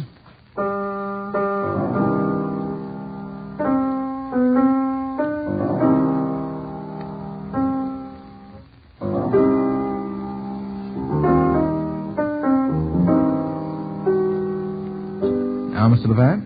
That's the second movement of the Eroica by Beethoven. Yes. I imagine, but I don't believe it's true, that it was originally intended to be about Napoleon, but that's nonsense. Why couldn't it have been Napoleon, do you think, Mr. Levant? Because they said his name was scratched out when he went too far. Beethoven was annoyed at him, and so forth and so on. But, you don't think that story is true? Not as far as the second movement. Well, I'll get a lot of letters. I believe it, I don't believe it. No letters. Well, it might have been Napoleon. It might have been perhaps some other hero of the time. I just think it was a movement to follow the first movement, and it was slow. But that gives us 3 funeral marches out of 3, which is enough. Try this one from Mrs. Roland Purnell of Merchantville, New Jersey. Name 3 stories, novels or short stories, in which one or more characters did a good job of avoiding work. Mr. Adams. Taps for Private Tussey. Yes, how many characters would you say in Mr. Stewart's book avoided work? Practically all of them. Practically all. Mr. Stewart, that's really an unusual formula for writing a bestseller. To have all the characters do nothing whatsoever. Nobody worked but Stewart. And I did on that. I bet you did. Mr. Levant. Well, Tobacco Road's the same type. Yes, they don't do much working in Tobacco Road. They eat turnips, so that's pretty hard to do. That gives us 2. How about Mr. Kieran? The Lotus Eaters by Tennyson. Yes, that's a nice reference. There's certainly no work done the Lotus Eaters. Mr. Kieran? Mr. Levant? You can't take it with you. They don't even pay the income tax in that place. It seems to me somebody does work and you can't take it with you. Well, you didn't say that... Which character doesn't? Well, the father doesn't. Well, there's a man who works at a bank who lives there, but he's not part of the family. Even the father goes to graduation ceremonies at Columbia, and that's sometimes work. Huckleberry Finn. Tortilla Flat? Tortilla Flat, yes, any of those. All very good answers. Try this one from Rebecca Simon of Brooklyn, New York. Who are these chiselers of the animal world? The first is a bird that likes to lay its eggs in the nest of another bird. Nasty creature. Mr. Stewart. It's what we call the cowbird. I don't know the technical name for it. The technical name is cowbird. It is? Well, it's a cowbird because they followed my plow, and I've seen them on the other bird's nest, especially the cardinal's nest. They do that? They do that, yes, sir. And now, Mr. Kieran, is there a Latin name for cowbird to help out, Mr. Stewart? I'm not quite sure. I think it's Molothrus ater. Take that back to Kentucky with you, Mr. Stewart. Mr. Levant? Sometimes when we make guest shots on other shows, we lay eggs on other people's nests. You speak for yourself, Oscar. I speak for you, too. Glad to have somebody speak for me on this program. Well, here's another chiseler of the animal world. This is a shellfish that takes the shells of other mollusks and discards each for a bigger one as it grows. A fine career for a shellfish. Mr. Kieran. The chambered nautilus? That uses its own, discards its own shell. No, well, that's not the one. And it's one that actually moves into the discarded shell of a larger cousin or brother or sister or something and stays there. What one is that? I don't know. It's the hermit crab. That's right. I believe. That's right. Is that right? Have you ever seen that being done, Mr. Kieran? No, I haven't. You find hermit crabs around our part of the country? I think you do. I imagine. How about a bird that moves in when a rodent moves out? Mr. Kieran. That is the owl of the desert, the Arizona desert, the burrowing owl. That's right. It moves into the deserted nests of prairie dogs. But don't ask me to give you that Latin name because it's very complicated. No, I won't ask you for that. That gives us 2 out of 3. And now here's a different type of question. It seems that there's an ancient Swedish custom that promises to find wide acceptance in this country. And since it's connected with eating, our Heinz reporter, Ben Grauer, should be able to tell us about it. Take over, Ben. Well, in Sweden, it's the custom on Christmas Eve for everybody in the household, servants and all, countesses and cooks, to share a buffet supper in the kitchen. Well, it's a fine idea because in most homes there isn't much time to fuss about dinner the night before Christmas. There are the last packages to be wrapped, the finishing touches to go on the tree, and the neighbors all dropping in to say hello, so you get the kitchen all slicked up and shining. And then you all gather around the kitchen table, and you help yourself to cold meats and hot breads or sandwiches or baked beans. And best of all, you fill your bowl clear to the top with a big steaming ladleful of Heinz cream of tomato soup. Now there's a soup that rounds out a supper. Heinz cream of tomato soup is light and delicate in color and flavor, but it has real body to it because it's made with plenty of rich, heavy cream. And the seasoning is masterly. That's the only word for it. Heinz cooks add their spices according to a recipe that was old and tried and true when your grandfather was young. You'll want to have Heinz cream of tomato soup on hand for your holiday meals, so make a note of it on tomorrow's shopping list. Thank you, Ben Grauer. Now try this one from Miss Frances Klein of Essington, Pennsylvania. Identify these American poets from their careers. The first was a Quaker, a bookkeeper, a slipper maker, and a journalist. Who was he? Mr. Stewart. Whittier. That's right. First names? What were his first names? John Greenleaf We Whittier. like first names on this program. Now, how about one who was a scene shifter, a harvest hand, a biographer, and a newspaper man? An American poet. Mr. Stewart again. Whitman. Walt Whitman. Now, you have to prove that one by me. Was he ever a harvest hand? I don't think so. I guess I'm right. That's wrong. He was he ever a biographer? No. No. Was he ever a scene shifter? No. We've only got 1 out of 4 on that one. He was a newspaper man, that's right. Now, the answer, Mr. Adams? It might be Bryant. He was a newspaper man. He was, and he was a biographer, too. I don't think he was either a scene shifter or a harvest hand. Mr. Kieran, Was it Franklin P. Adams? Oh, he worked on a farm, but I don't know that he ever was a scene shifter. Adams, did you Franklin P. Adams was a newspaper man, a scene shifter as of now. And what else? A harvest hand. Well, he has a farm. He has a farm, but somebody else does the work for him. Mrs. Adams, as a matter of fact. No, it's Carl Sandburg. Carl Sandburg has been all of those things. That gives us 1 wrong. And how about this? here's a poet who's been a lawyer, a magazine editor, a soldier, and a librarian. Who is that? Harry Hopkins. No, I'm sorry. He was a librarian. It's the one he's not a poet. No.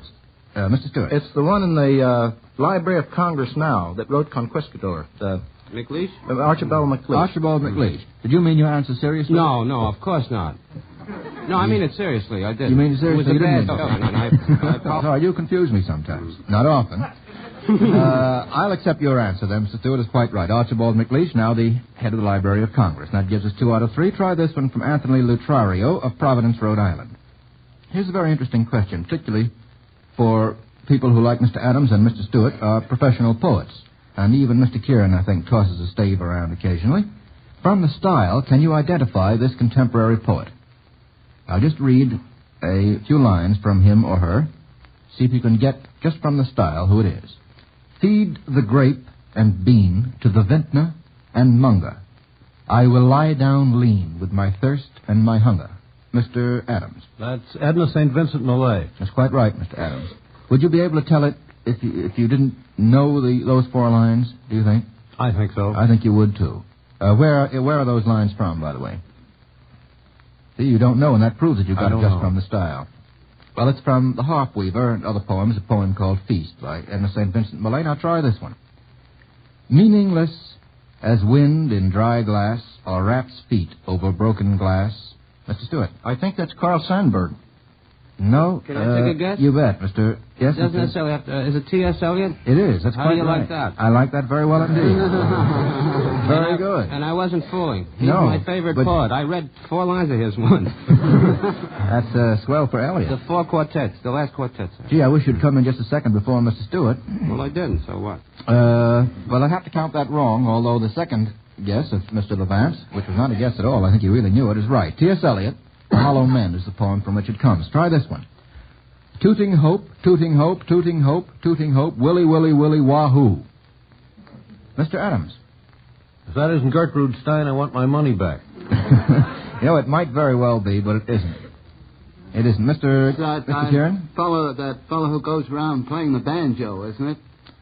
He wrote a book here not so long ago, about a year, or within 2 years. No, this poet's been dead quite a few years. Well, then it isn't my friend. Mr. Adams? Rachel Lindsay. Yes, that's the one, Mr. Adams. Awfully sorry you came in late on that.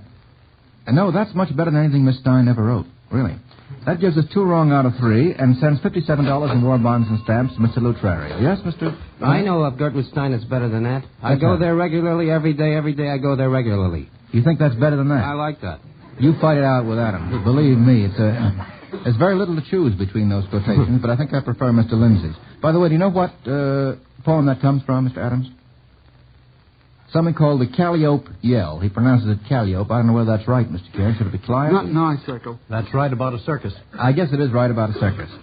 Well, that gives us 2 wrong and sends $57, as before said, and I guess that's all we'll have time for. Thank you, Mr. Stewart, for the aid and assistance tonight. This evening, the H.J. Heinz Company has paid out $114 in war bonds and stamps and 2 sets of the Encyclopedia Britannica. Next week, along with Mr. Kieran and Mr. Adams, Information Please will present 2 favorite Information Pleasers, the well-known news commentator, Mr. Leon Henderson, and the versatile poet, novelist, and lecturer, Miss Jan Strother. Remember, Lux presents Hollywood.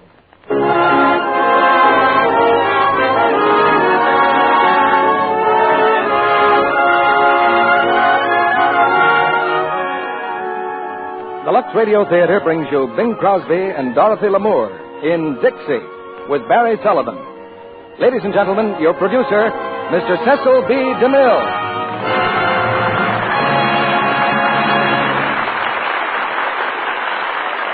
Greetings from Hollywood, ladies and gentlemen.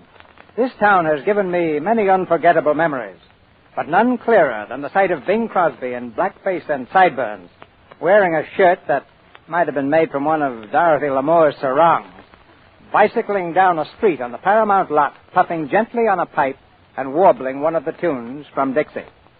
That was the day I wrote Santa Claus and asked him to bring us Dixie for Christmas. Bing, having just finished the picture Going My Way at Paramount, accepted Santa's invitation to go our way. And then the old gentleman delivered in prodigal style by bringing us Dorothy Lamour and Barry Sullivan in the same package. Barry is the promising young actor who makes his big-time debut in Paramount's Lady in the Dark. Dixie is the story of a song. It's been on the hit parade for about 100 years. And tonight you'll hear Bing sing Dixie and some of the other great hits of the picture. By bringing you tonight's play, I think Lux Flakes provides the perfect opportunity to relax before your last-minute Christmas shopping. For months now, the people of America have been accustomed to buying fewer things and making the old ones last longer. That's certainly much less fun than getting a new car, new clothes, a new refrigerator, or what have you. But it does represent a real contribution to the nation. And by helping to keep things looking new in the department of washable fabrics, Lux Flakes makes the whole idea easier to take. Now for something that's very easy to take. We raise the curtain on the first act of Dixie, starring Bing Crosby as Dan Emmett and Dorothy Lamour as Millie, with Barry Sullivan as Mr. Bones.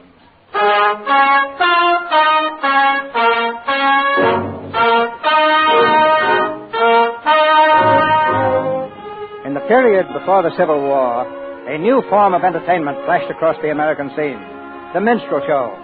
This is the story of the first of the great minstrels, Daniel Decatur Emmett, who donned burnt cork and sang his way into the heart of a nation with his immortal song, Dixie. Daniel Emmett came from a peaceful little town on the Mississippi, peaceful and drowsy, except that on this Sunday afternoon, a fire has broken out in the big house on the hill. Where's the fire? The Mason place. Look at it go. Well, get the fire wagon moving. Come on. We can't. Dan Emmett's got the key. What? The key to the firehouse. Dan Emmett's got it. Dan Emmett? Where's Dan Emmett? Hey, Dan Emmett. Has anyone seen Dan Emmett? Where's Dan Emmett?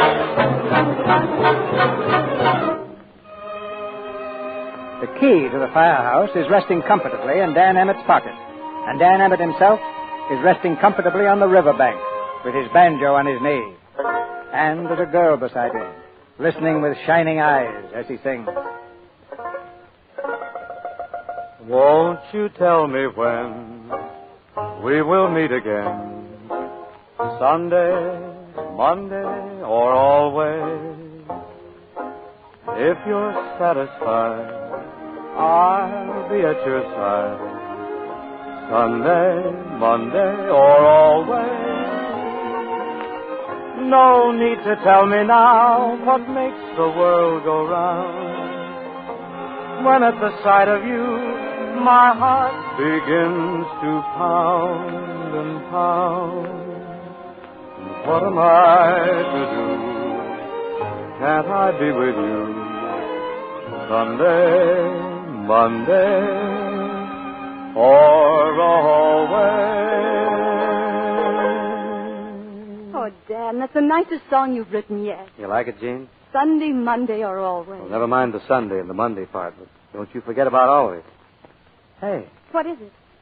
thought for a second I smelled smoke. Oh, Dan, you're always smelling smoke. Yeah, I guess it's being head of the volunteer fire brigade. Job like that carries a lot of responsibility. Yes, sir. You got to be right up on your toes every second. Dan, look. It is smoke. Where? Up there on the hill. Dan, it's my house. Your house? Well, come on. I got to get over there. I got the key to the firehouse.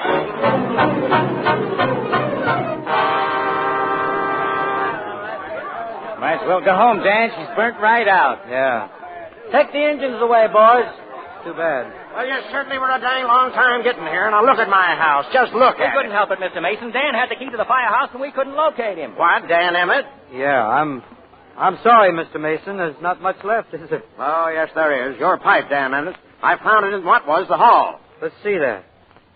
Well, it's my pipe, all right, but I don't remember leaving it there. Oh, I'm sure he didn't, Father. He certainly did. That's where the fire started. Oh, I'm sorry, Mr. Mason. I'll pay you back when I can. Well, the house happens to be insured. Oh, then everything's all right. All right. With me and my family out in the cold, you irresponsible pup. You're no good, and I don't ever want to see you around here or around my daughter again. Father. Now, Mr. Mason, I guess this isn't a very good time to bring it up, but I can't very well never see your daughter again. I'm planning on marrying her. Marry my daughter? Yeah. How could you support her? Well, I'm not exactly destitute. I got $500. That's no credit to you. Your uncle left you $550 8 years ago. Well, I'm quitting my job in the feed store. I'm going to be an actor and a composer. What? Father, please. Now, play actors make a lot of money, Mr. Mason. Yes, the good ones do. But you start play acting, and in 6 months you won't have a cent left. Oh, I think you're wrong there, Mr. Mason. In 6 months, I'll have twice as much money.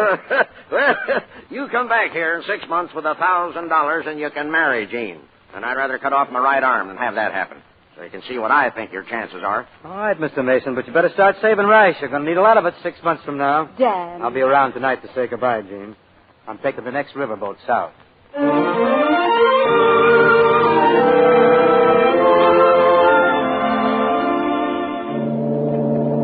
Keep those stevedores moving there. Get that cotton aboard. I looked up at Jordan, but what did I see?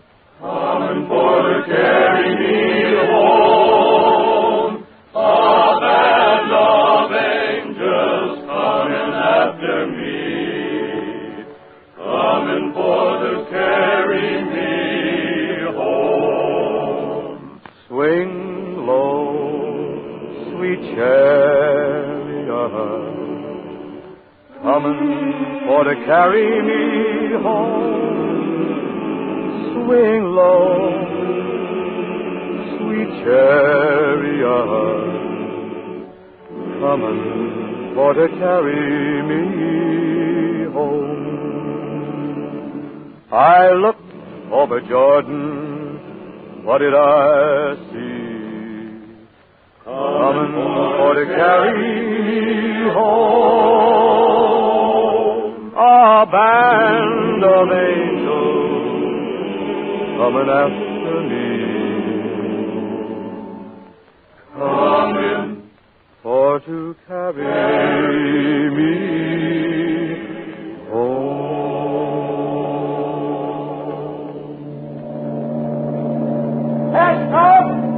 Good afternoon, sir. Oh, good afternoon. I was on the upper deck, sir, listening to your singing. Very lovely indeed, sir. Thanks very much. You're a professional, no doubt? Yes, of course. I knew it. One professional can always spot another. Here, you a play actor? Mr. Bones, world's champion Bones player and unsurpassed on the concertina. No doubt you've heard of me. Yes, of course. I see you were foresighted enough to bring along a box lunch, sir. Mm-hmm. My girl did it up for me. Where you been appearing lately, Mr. Bones? Huh? Oh, I've been abroad the last 2 years, touring the continent. Command performances before royalty. Yes, a box lunch is a handy little thing to have on a boat, yes, indeed. Oh, but I'm interrupting your snack. Go right ahead. Do you eat, sir? Oh, I can eat any time. No, I wouldn't think of it. Go right ahead, please. Well, if you don't mind, Not then at all. It's too bad I didn't think to have my manservant fix one for me. Then I could join you.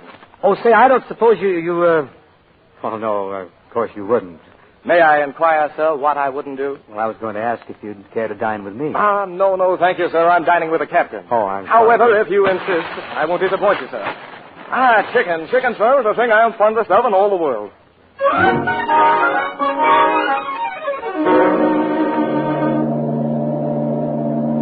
All the provisions are all gone.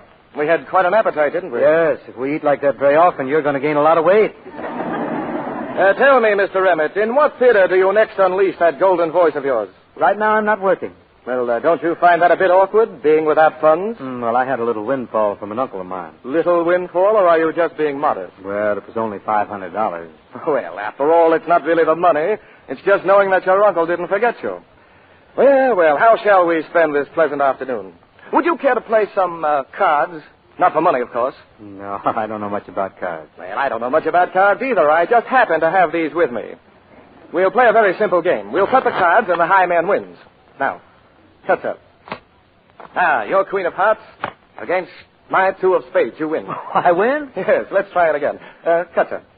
Ace of spades. Well, there's no use my drawing. You win again. Once more, sir. Thank you. Oh, you got me this time. 7 of clubs. And I have the 6 of clubs. Oh, by Jupiter, but you're lucky. You know, it's too bad we aren't playing for money. You'd make a fortune. Maybe we better play something else, huh? No, sir. I'm determined to win at this game.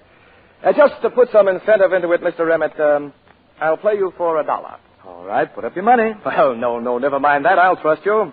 The king of spades. Now I've got you. Oop, the ace again. Mr. Emmett, how do you do it? I'll tell you what. I'll play you for $10. The same game? Same game. Oh, you may be sorry. That could be. That could be.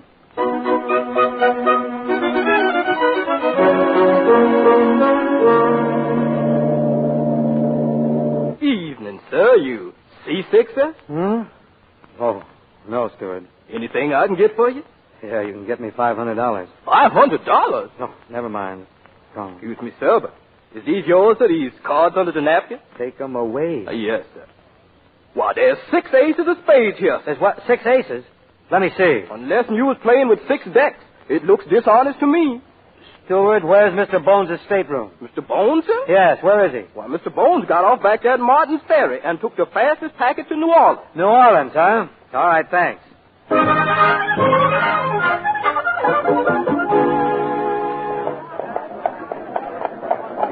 Mr. Bones!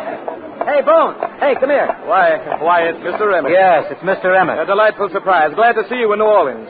If you're going to be here long, you must look me up. I've been looking you up for 3 weeks. Come here. Mr. Emmett, Stand still now. I want my $500. $500? Yes. Are you by any chance referring to the money I won from you at times? I'm referring to the money you cheated me out of. That's a very harsh statement, Mr. Emmett. Why do you make it? Because I found 6 aces of spades on your chair after you left the boat. Oh, well, hundreds of people have sat in that chair. Why accuse me? Because you're a crook.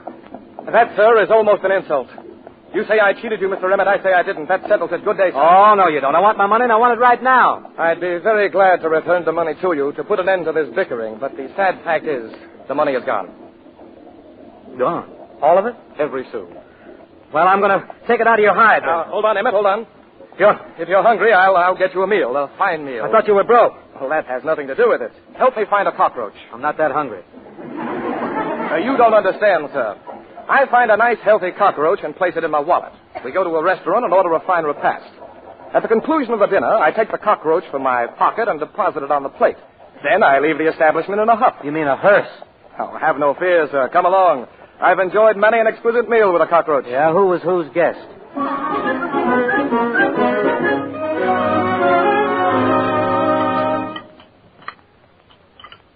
It's a delicious meal, wasn't it?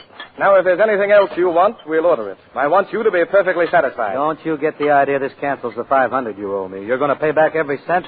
You got to go to work on the levee to do it. Mr. Emmett, if you'll cease this petty persecution, I'll sponsor you in the theater. I'll make a place for you in my act.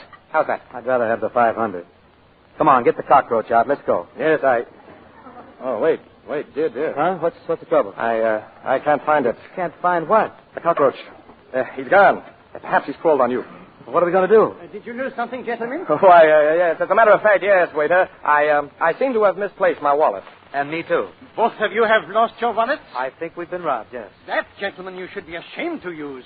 If I were going to steal a meal, I would have a more original approach. Well, we did have. I'll be glad to sign the bill and send you my check in the morning. It won't be necessary. We can work out something right here. Oh, come on. Let go of me. No money, eh? Oh, unhand me, you. No wallet,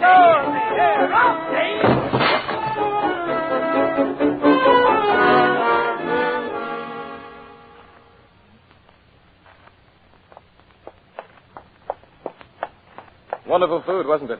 Did you have enough to eat? Yeah, but I'd hate to have to do it 3 times a day. This is my boarding house.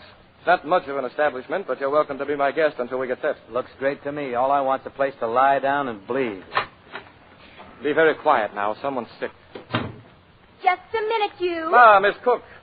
Trying to sneak in again, are you? Miss Cook, I'm glad I ran into you. I want you to meet a fellow artist of mine, the famous Mr. Dan Emmett. We've toured together. From the looks of you, I'd say you toured several bars together. Miss Cook is quite a wit. Well, come along, Emmett. Just a moment, Mr. Bones. At the risk of being a bore, I'm going to ask you for your rent again. Miss Cook, I've discussed that thoroughly with your father.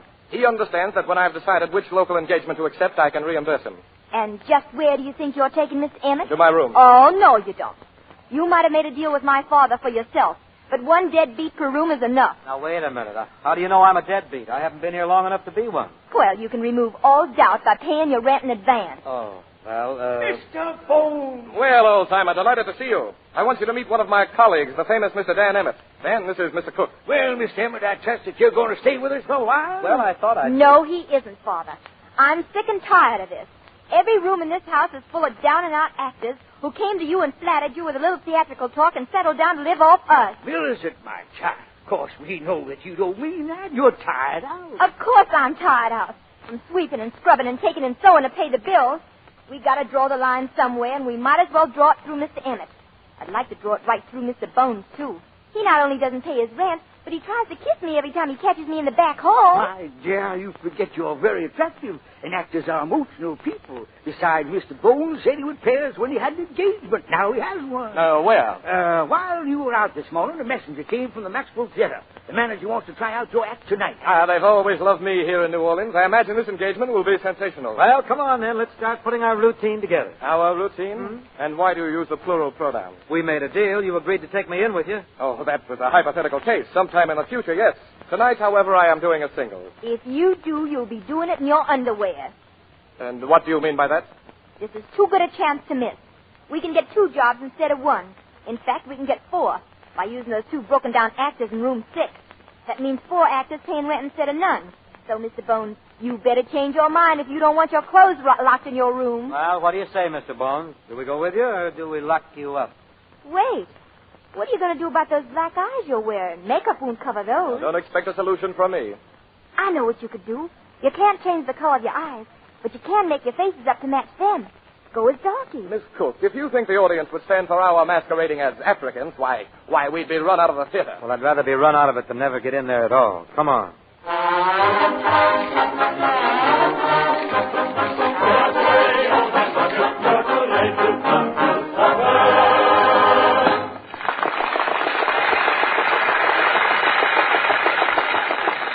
Say there, Rasmus, what do you do for a living? What's that? What do I do for a living? That's what I say. Well, I do as little as possible. Yuck, yuck, yuck, yuck, yuck, yuck, yuck. Say there, Mr. Man, I bet you's a lying with the ladies. That's what I is, brother, and you ain't just lying.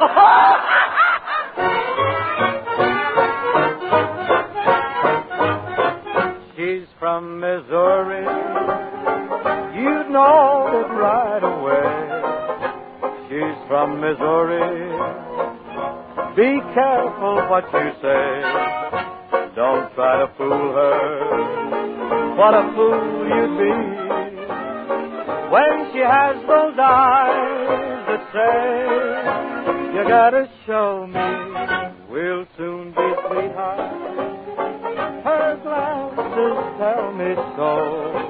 Yet when I ask her, she sighs and answers no. I don't believe her. I'll tell you why. She's from Missouri, but so am I. And not from any other place, because it's written on her face. And just as sweet as any rose, you'd be surprised at what she knows. I don't believe her. I'm gonna tell you why. She's from Missouri, but so am I.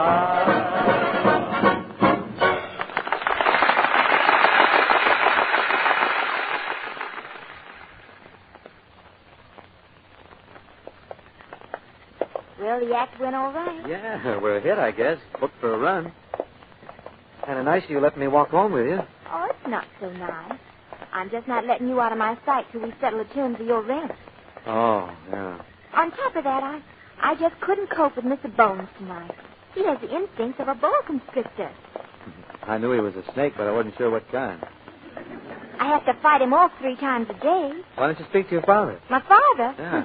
He's about as much protection as a lace shawl. You know, I have an idea that you're pretty able to take care of yourself, too. I've been doing it since I was 9. How long you been an actor, Mr. Emmett? Not very long. I didn't think so. An experienced actor would have kissed me before I'd gone 10 feet. Well, I'm not that inexperienced.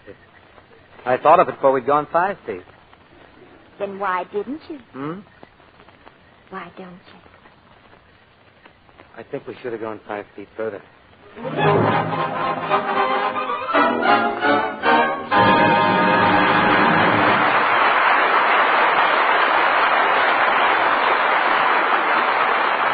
just a moment, Mr. DeMille presents Bing Crosby, Dorothy Lamour, and Barry Sullivan in Act 2 of Dixie.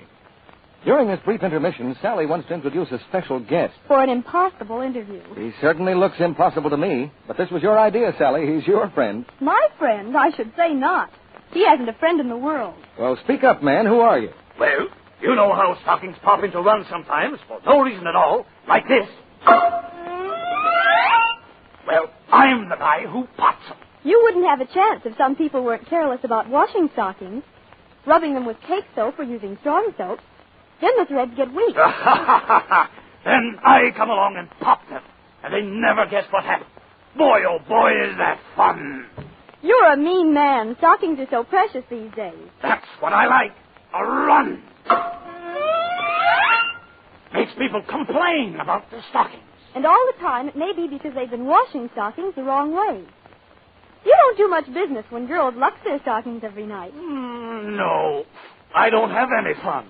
Stockings last twice as long when they're luxed every night.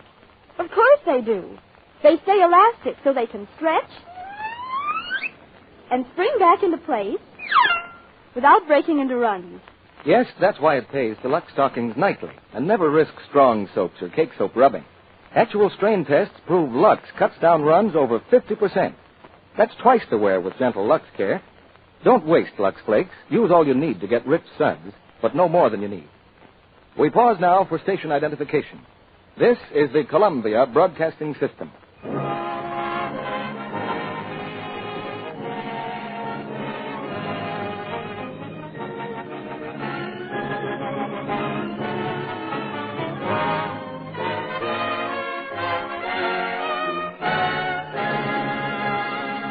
Act 2 of Dixie, starring Bing Crosby as Dan Emmett and Dorothy Lamour as Millie, with Barry Sullivan as Mr. Bones.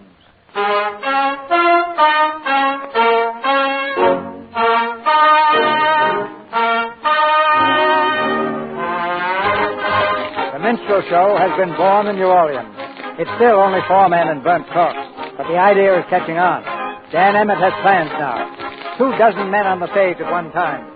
Costumes, dances, funny sayings, and brand new songs. Bum, bum, bum, bum, bum, bum, bum, bum, bum, bum. Hello. Oh, good morning, Millie. I hear you had standees at the theater again last night. Well, we haven't had a vacant seat for, last 2 weeks. Bum, bum, bum. Don't you ever get tired of working? You're at the theater all night. I shouldn't think you'd want to be writing songs all day. Well, I'm not getting anywhere with this one. Tune keeps running through my mind, but I can't think of any words for it. What you need is to relax. Why don't we take a walk this afternoon? It's a wonderful day. Well, I don't know. That walking maybe isn't so good. Hey, I smell smoke. Smoke? Hey, look out. It's my pipe on those papers. Oh, Dan, don't burn yourself. That's all right. Hey, that was close. I got into trouble like that once before. Let me see your hand. Did you burn it? Just a little. Let me see. Oh, Dan, I'm so sorry. No, it's not bad. Look. Hey, let go, will you? Let go of my neck. Dan, kiss me. Well, here we go. Good morning. Oh, Father. I'm sorry to interrupt, but I was looking for Mr. Bones. He's going to enlarge his act, you know, and I might even consider going back on the stage myself. Oh, go right ahead with what you were doing. I'll see Mr. Bones presently. He said for us to go on with what we were doing. Millie, I think it's a pretty good thing he came in. See, I don't know what's the matter with me. I'm in love with Jean, and I'm going to marry her. If that girl really meant anything to you, you couldn't kiss me like that. Well, you sort of sneaked up on me. Oh, did I? Well, I'm not going to sneak up on you anymore. Hey, Millie.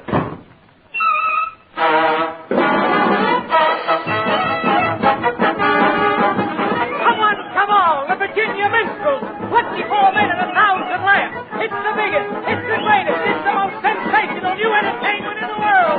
Opening tonight, the Virginia Minstrels.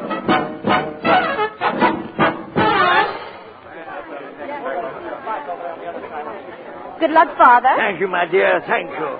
Good luck to all of you. Thank you, my sweet. Thanks. And I suppose, Mr. Emmett, if you are successful tonight, you'll be racing back to marry that girl of yours. Yeah, or sending for her to come here. Oh, won't that be nice? Perhaps we can make it a double wedding. Mr. Bones and I are getting married, too. We are? When did I ask you? You didn't. But if you weren't leading up to it, you're a cad. Well, I don't mind. At least we can try it for a while. Well, aren't you going to congratulate us, Father? Well, my little girl married. Seems only yesterday that you were in pigtails. My congratulations to both of you. Which ones you say you were marrying? I believe she designated me. Oh, really? On stage, ready for the curtain. Good luck again, Father. Goodbye, my dear. Goodbye. Bye, Millie. You didn't congratulate me, Emmett? Congratulations. Your enthusiasm overwhelms me.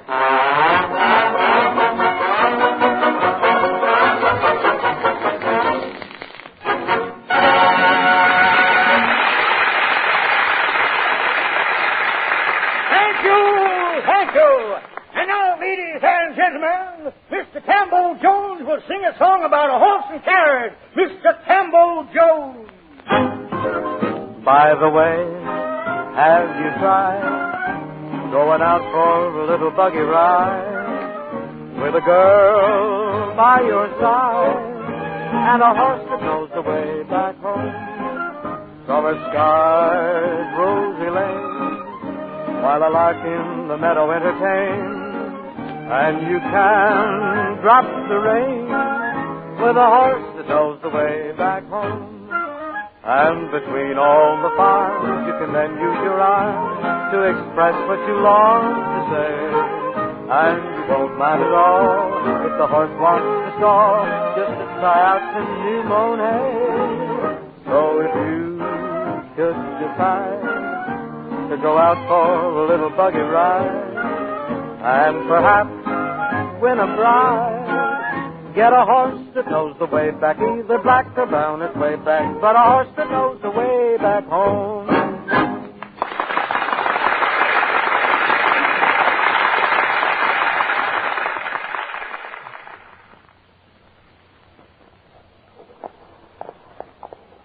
Will Antoine's be all right, Millie?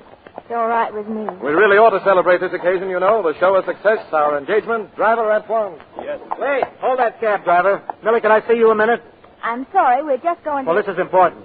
What is it? Well, I can't tell you here. Couldn't we go some other place? My fiancée is already going someplace. Millie, you can't be engaged to Mary Bones. You don't love him, and I know it. Really? Look here, Emmett, your conduct is unforgivable. Don't try me too far. Millie, the minute I heard you say you were marrying him tonight, I knew I couldn't let you go. Emmett, in a very few moments, you're going to have a fight on your hands. Oh, don't bother to brawl with him, Bones, darling. Have the cabbie throw him out. Millie, I don't blame you for feeling hurt after the way I treated you, but I'm sure of myself now. It's you I want. Get your elbow out of my stomach and quit proposing to my fiancée. Millie, please listen to me. What do you want to do, start a harem with me and that girl of yours? I'm just trying to put over the idea that I want to marry you. Dan. Emmett, my patience is almost exhausted. Oh, Dan, darling, I'm so glad you said that. I'll marry you tonight if you want me to. Darling. Millie, this transcends decency. I demand an explanation. Well, how can we make it any clearer to you? Oh, Millie. Oh, Dan. Well, I must say, this was the shortest engagement on record. Listen, there's a fire somewhere. Oh, there it is. Good heavens, it's the theater. The theater, Oh, Dan. Hey, I can't find it. What? I thought I had it with me. Had what? My pipe. Oh, Dan.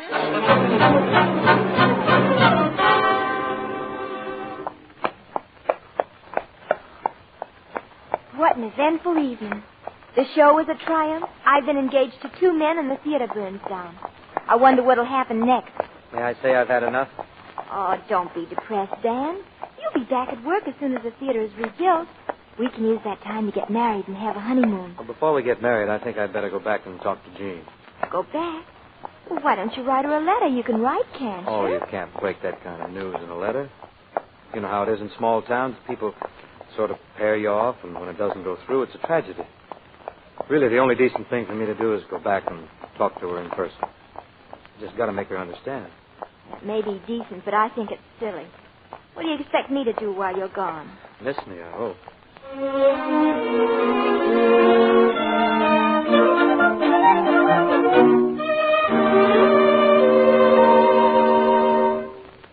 get this, Mr. Mason. I come all the way from New Orleans just to see... I'll tell you again, Jean doesn't want to see you, Dan. Well, why not, Mr. Mason? I got something important to tell her. I can give her any messages. Not this one, Mr. Mason. I've got to speak to her myself. All right. Come here to the window. There's Jean in the garden. Why, she's... Yes, she's in a wheelchair. She's been in it for weeks. What happened to her? Did she have an accident? Jean has the paralyzing sickness. She'll never walk again. So that's why she didn't want to see me. She doesn't want your pity, Dan. She ought to know better than that, Mr. Mason. You see, I came back here to marry Jean.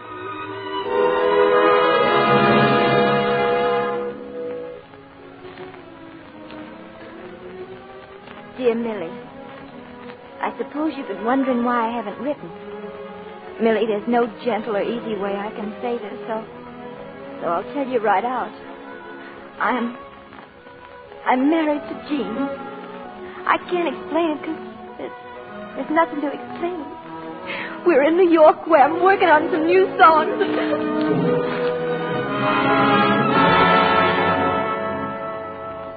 Come on now, you're going to hear this new song. Oh, I feel like a baby the way you carry me around. Oh, you married a strong guy. Oh. Now, you just sit there and listen.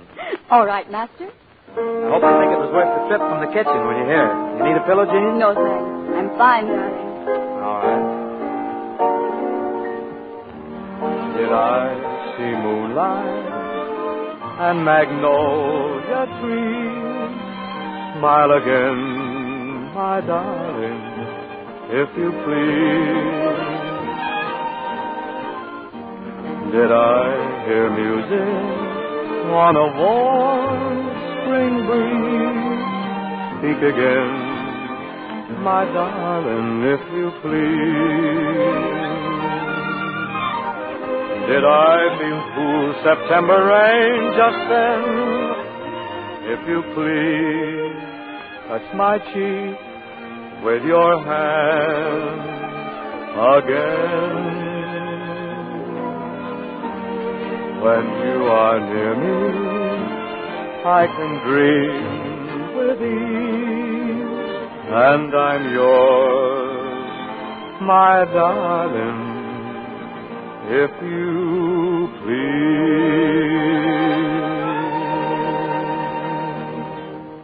Dan, that was lovely. You really think so, honey? It's the best thing you ever wrote. Oh, you're a wonderful audience, Jean. You like them all. Of course I have, because they're all wonderful songs. Why don't you try that new publisher you were talking about? I'm going to. This morning. I'm going to start right at the top and bombard them with my collected works. Keep your fingers crossed, huh? Oh, good luck, darling. And hurry back. You know something? You're the bravest little wife a fella ever starved with.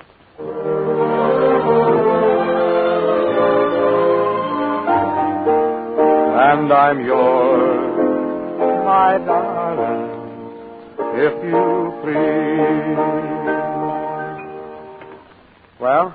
No, it ain't a good season for ballads. We're looking for something like The Farmer Pitched Hay All Day. Oh, then I got just the song you want.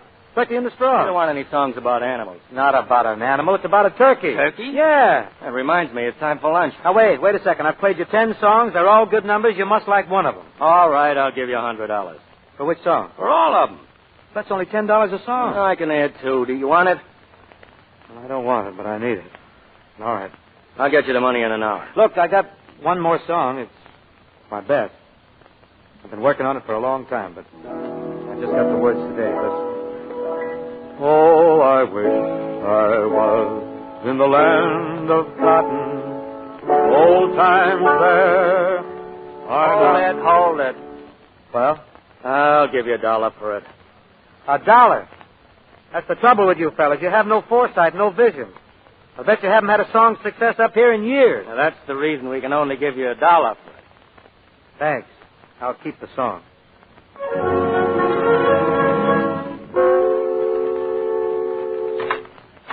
Is that you, Dan? Hiya, honey. We're rich. What? Look, $100, all ours. I went up to the public. Hiya, Dan. Oh, hello.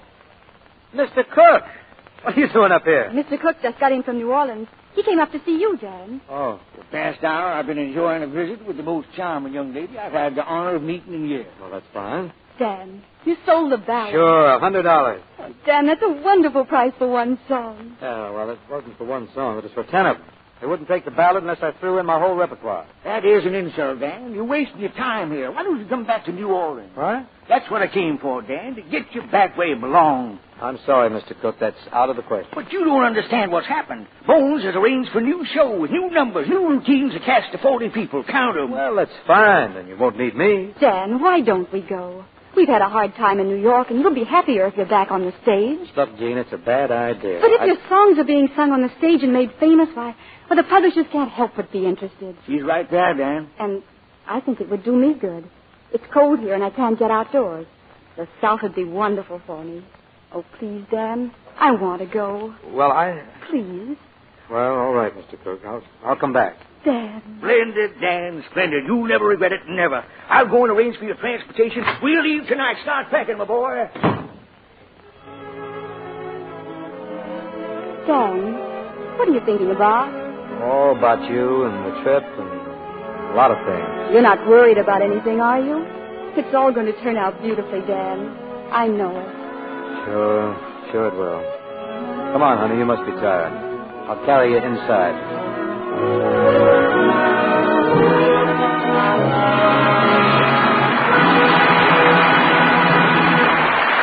Mr. DeMille will return in a moment with Bing Crosby, Dorothy Lamour, and Barry Sullivan for Act 3 of Dixie. We have a special guest here tonight, and I'd like her to say a word now. She's Lieutenant Junior Grade Helen Rhodes of the Navy Nurse Corps, who served with our Navy at Pearl Harbor.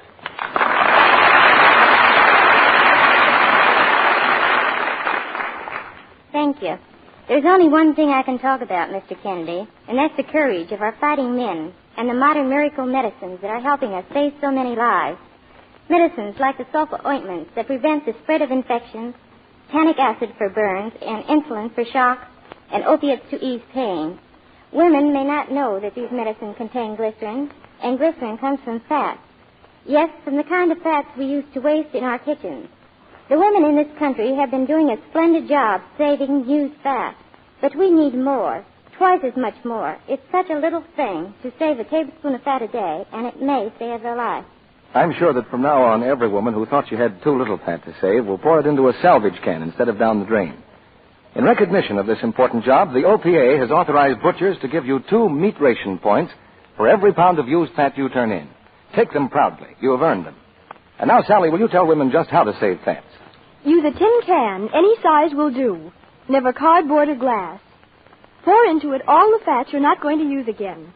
Fat from bacon, sausage, soup, stews, or gravies. And this is important. Include the blackened grease from frying pan or roaster, too. All these kinds of fat contain pure glycerin. Keep the fat in your icebox until the container is full. Then turn it into your butcher at once. Don't wait. You may not get an Army or Navy E, but what woman can fail to help in this simple way to see that our fighting men have the healing, life-saving medicines they need? Now, our producer, Mr. DeMille. After the play, we'll meet Dorothy and Bing without the blackface. Now here's the curtain for the third act of Dixie, starring Bing Crosby and Dorothy Lamour, with Barry Sullivan.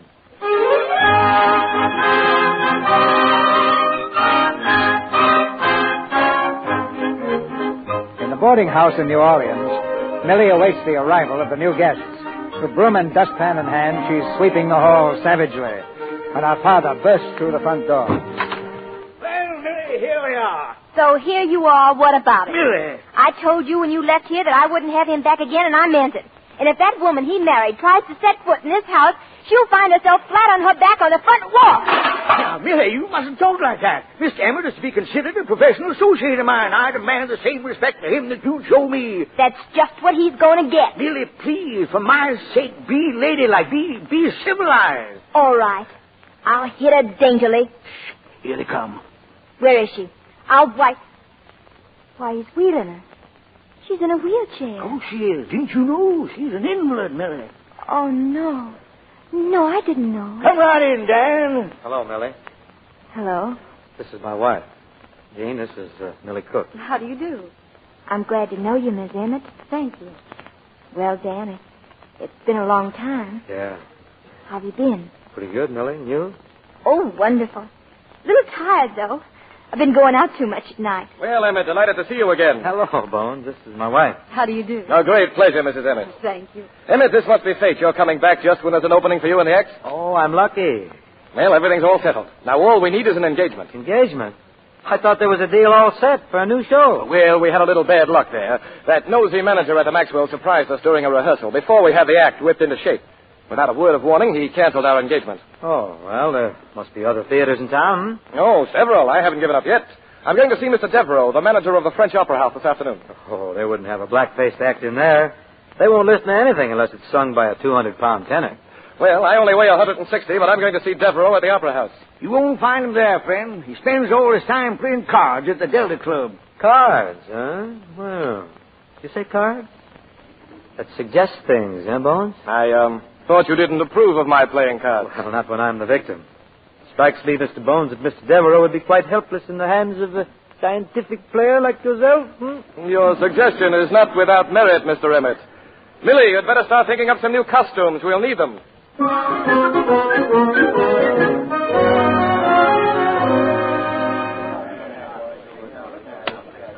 There you are, sir. 4 kings. Beat that if you can, sir. Very nice, Mr. Devereaux, but not nice enough. I have 4 aces. Again, huh? Rake in the chips, Mr. Emmett. Would you care for another game, sir? Not tonight, Mr. Bones. I fear I've overpaid myself to the extent of a couple of $1,000.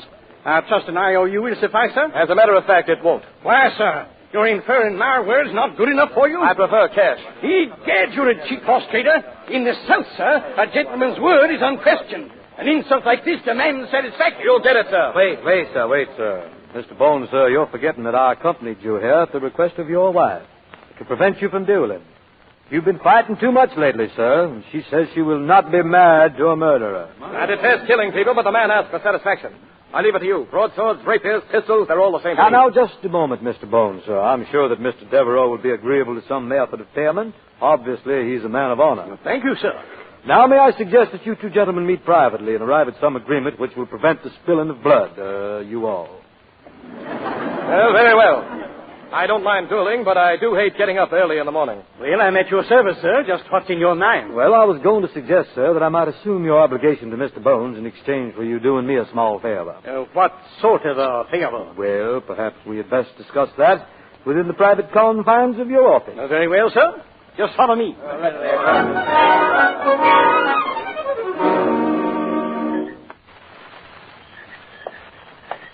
Hello, Dan. Oh, hello, Millie. Are you going back to the house? Yes, I just... I'll walk with you. Fine. Well, what kind of a card player was there? Not nearly as good as he thought he was. We're booked to open at the Opera House. Oh, wonderful. Isn't that great? Where are the others? Oh, they're celebrating with a couple of beers. Remember the first night we walked home together? Huh. I guess I was pretty silly that night trying to get you to kiss me. You weren't so silly. I did it, didn't I? But it was harmless enough, though. What happened since then has proven that. Mm-hmm. I certainly appreciate the way you've treated Jean. Don't give me too much credit, Dan. When you came back today, I was furious. Then when I saw her, I began to understand. You like her? She's a very sweet girl.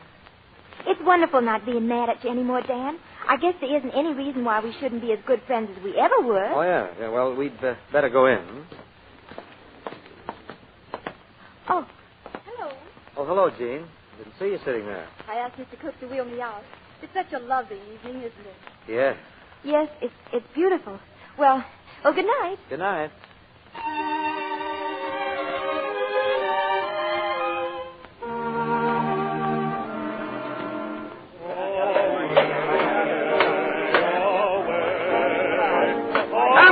Come on, get the scenery moving. We're supposed to open this place tonight.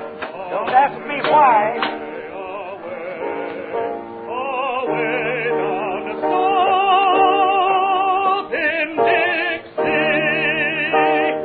Well, Bones, how do you like it? You mean to tell me you turned down $1 for that song? What do you think, Mr. Cook? Dan, my boy, you know I've been in the theater all my life. My feeling is entirely negative. I have to sing it, Dan, and I don't like it either. Well, then I'll sing it myself. That song has got to go in the show. Dan! Yeah, honey, what? You know more about this than I do. It seems to me the song should be played faster. Well, not to me it doesn't. People can yell all they want to, but that song's going to stay the way it is. Oh, Mr. Emmett, sir. Could I speak to you a minute, sir?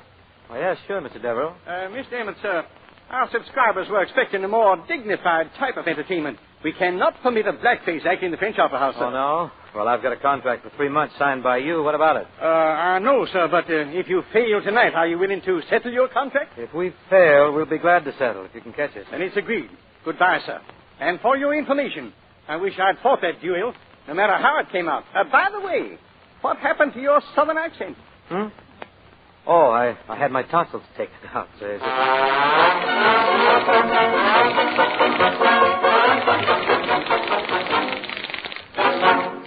Gentlemen, be seated.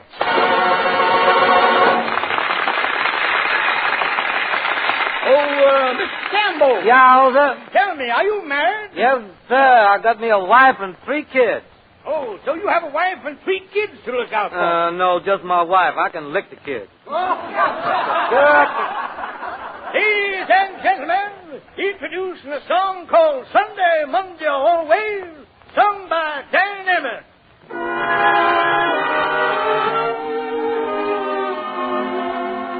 Won't you tell me when we will meet again? Sunday, Monday, or always? If you're satisfied, I'll be at your side. Sunday, Monday, or always. No need to tell me now what makes the world go round. When at the sight of you, my heart begins to pound and pound. And what am I to do that I be with you? I love you someday, Monday, or always.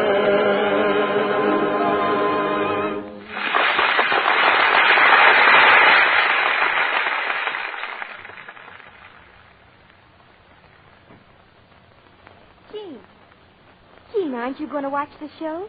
What are you doing down here? I had someone wheel me to Dan's dressing room. Gene, what's the matter? Nothing. Why, Millie? Well, the doorman told me a boat ticket was delivered to you just before the show started. 1 ticket. Where you going, Gene? I thought I'd go home for a while. You see, I know Millie. You know what? I've watched you and Dan. I know he's in love with you. Gene. Oh, I don't blame him, or you either. Wait a minute. You're all wrong, Gene. I'm going to be married tomorrow to Mr. Bones. You and Bones? Sure. We're going to announce it tonight. Well, but... I guess you are surprised, huh?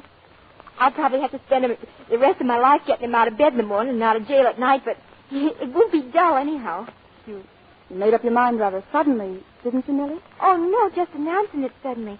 I've been after that man for a long time. I had to circle him, though. He's not to marry in time. I had to use Dan to make him jealous. Millie, that's wonderful. Now, come on up and watch the show. And send that ticket back right away. All right, Millie.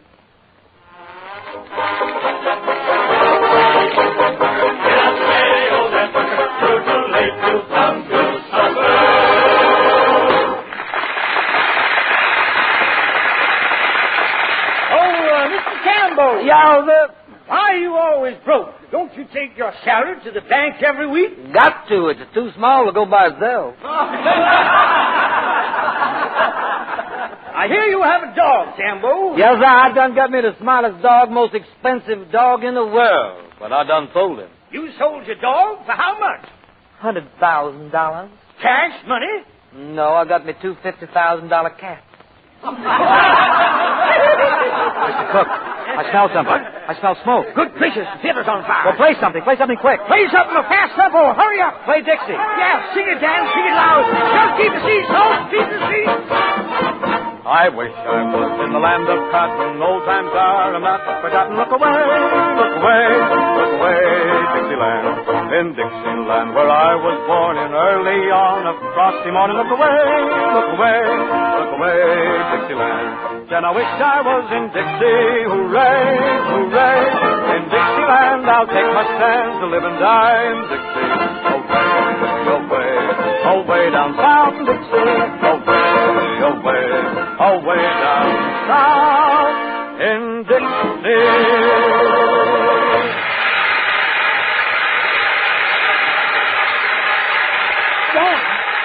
Dan, come here. Is the fire out? Yes, the fire's out. Where's your pipe? My pipe? Well, I left it in the prep room. Oh, fine. That's where the fire was. Dan, get out there. We're doing Dixie again. They heated up. Where's Gene? Gene? Here, Dan. Hey, darling, you were right about the way Dixie should go, but it took a fire to make people leave you. Come on, Dan. Come on. Yeah. So long, darling. I'll see you after the show. So long, darling. Bones, come over here. Yes, what is it, Millie? Listen, don't make any appointments for tomorrow. Hey, why not? Because we're going to be married. Married? Well, this is very sudden, Millie. Well, at least you can say thank you. Oh, yes, of course. Thank you. You're welcome.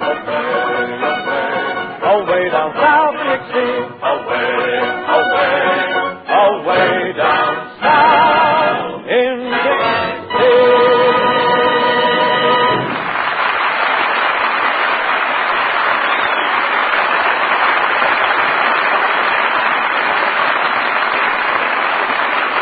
Before our stars return for a curtain call, here's a suggestion to mothers of wartime brides.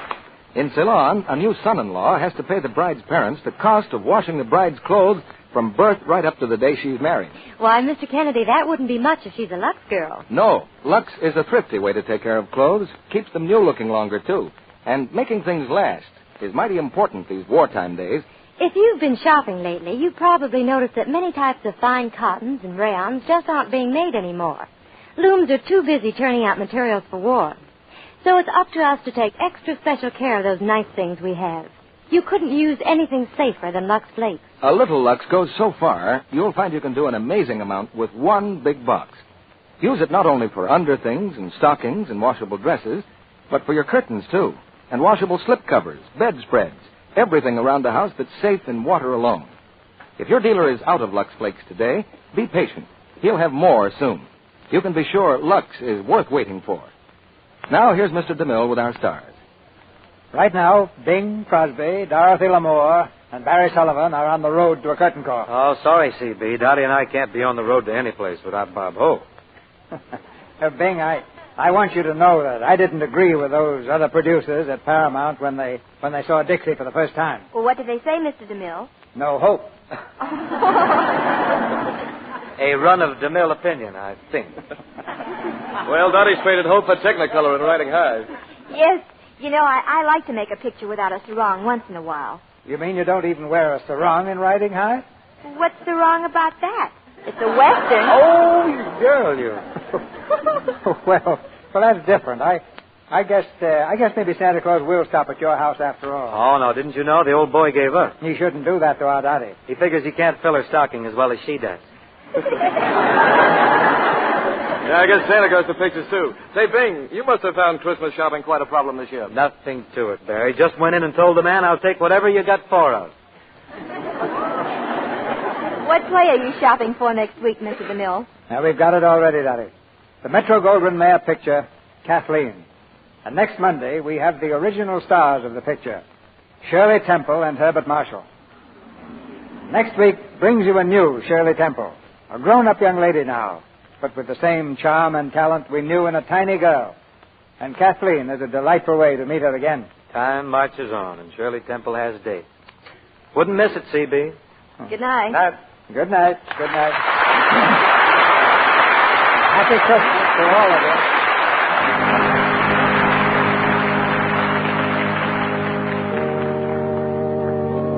Ladies and gentlemen, as our third wartime Christmas draws near, it seems to me that we are closer to the true Christmas than for many years past.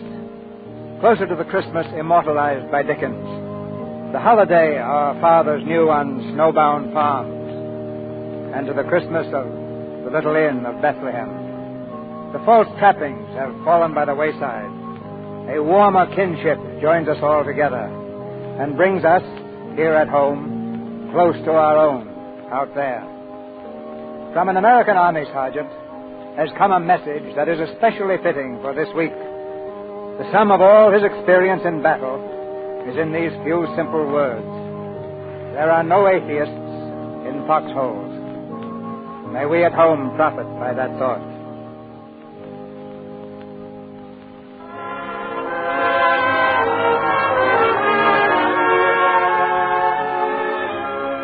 And now, to all men and women of goodwill, wherever you may be, our sponsors, the makers of Lux Flakes and Lux Toilet Soap, join me in wishing you every blessing of the Christmas season.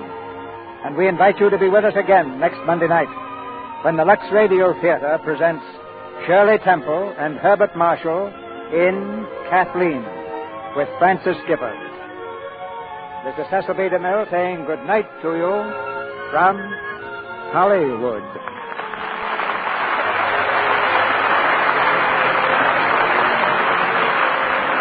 And folks, here's a date to remember. It's next Wednesday, December 22nd. That's the day when once again you can hear one of radio's proudest moments, that traditional Yuletide treat, Lionel Barrymore in his best-loved role of Old Scrooge in Charles Dickens' immortal story, A Christmas Carol. It will be broadcast on Wednesday, December 22nd, over the Columbia Network. See your local paper for time and station. Dorothy Lamour and Barry Sullivan will star together in the Paramount picture Rainbow Island. Heard in tonight's play were Leo Cleary as Mr. Cook, Louise Arthur as Jean, and Cliff Clark, Norman Field, Ed Emerson, Charles Seal, Horace Willard, Eddie Marr, and Griff Barnett. Our music was directed by Louis Silvers. This program is broadcast by international shortwave to our fighting forces overseas. through cooperation with the Armed Forces Radio Service. This is your announcer, John N. Kennedy, inviting you to tune in again next Monday night to hear Shirley Temple and Herbert Marshall with Francis Gifford in Kathleen. Say, lady, take a minute. What for? I'm buying vitamins. Exactly. And before you buy, look at the labels. Take a minute, see what's in it. Some products, you know, leave out vitamins A and D, or the essential B complex vitamins, or costly vitamin C. But not VIMS, no indeed. VIMS give you all the vitamins and minerals needed to supplement the average diet. So take a minute, see what's in it. Then you'll get VIMS. This is the Columbia Broadcasting.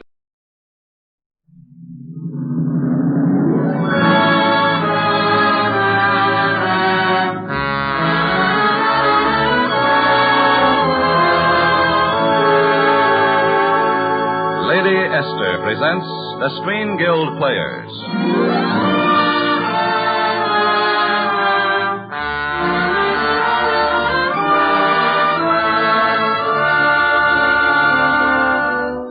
The Lady Esther Screen Guild play tonight, The Youngest Profession. The starring players. This is Edward Arnold. This is Virginia Weidler. And this is Jean Porter.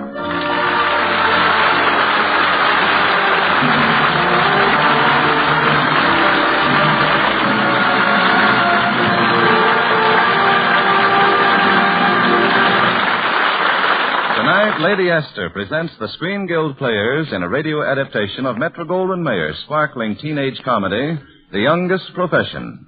It stars Virginia Weidler as Joan Lyons, Edward Arnold as her father, and Jean Porter as her best girlfriend, Patsy Drew. The Lady Esther Screen Guild Players in The Youngest Profession.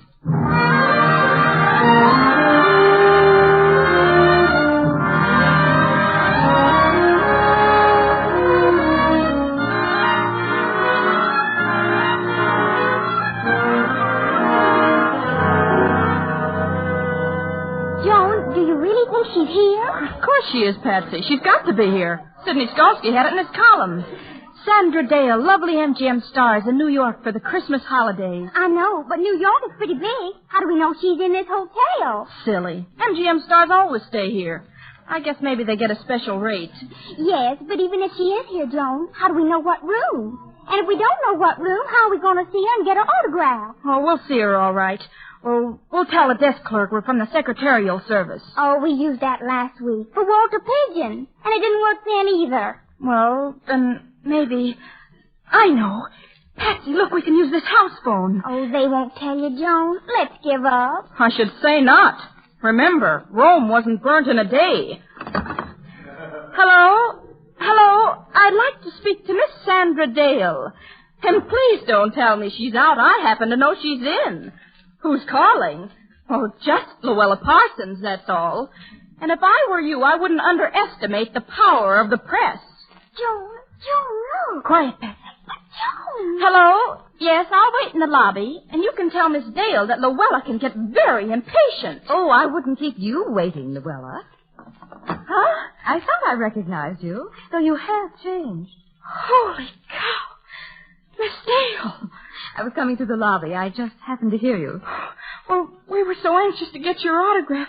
We're practically your slaves, and, we brought you this gardenia from our club Guiding Stars, and, gee, you're not sore, are you? On the contrary, I'm flattered. Shall we go up and discuss it over some tea? Tea? And cake. Could you? Could we? Miss Dale, this is the most significant moment of my life so far.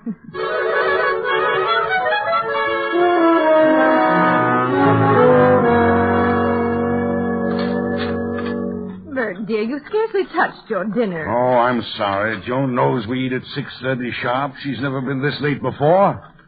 Edith, do you think anything could have happened to her? Oh, I don't think so, Bert. I phoned Mrs. Drew, and Patsy hasn't gotten home either. Well, why does it always have to happen this way? Just when I've got a lot of things on my mind. Still worried about that Benton case? Yes, we go into court next week, and the brief isn't nearly ready yet. Edith, do you think we ought to call the police after all? A kid like Joan, Mops, I'm home, Mops. Oh, there she is now. Mops, Pops, the most exciting thing. Joan, thank heaven you're sick. Young lady, what's the meaning of this? Oh, wait till you hear where I've been. I don't care where you've been. I've warned you about getting home in time for dinner. Oh, Father, you don't understand. What's more important, Sandra Dale or liver and onions? It's not a question of liver and... Sandra Dale, the movie star? I had tea with her and cake. And then William Powell came in. They're doing a radio show together, and when I left, he even kissed my hand. Just like on the screen. That'll do, Joan, that'll do. That's all the fantasy I can stand for one day. Oh, but it's true, Pops. I swear on a stack of photoplays.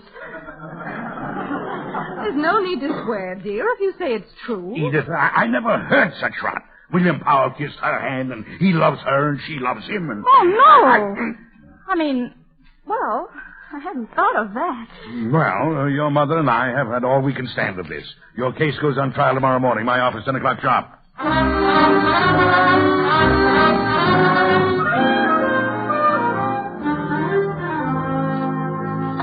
Mr. Lyons. Yes, Miss Thayer. Joan and Patsy are outside. Joan says she has a 10 o'clock appointment. Oh, yes, that's right. I'm playing judge this morning. Oh, and by the way, while you're here, I'd like to have your opinion on something. Yes, of course. This Christmas present for my wife. I'd appreciate a woman's reaction. There you are. You think she'll like it?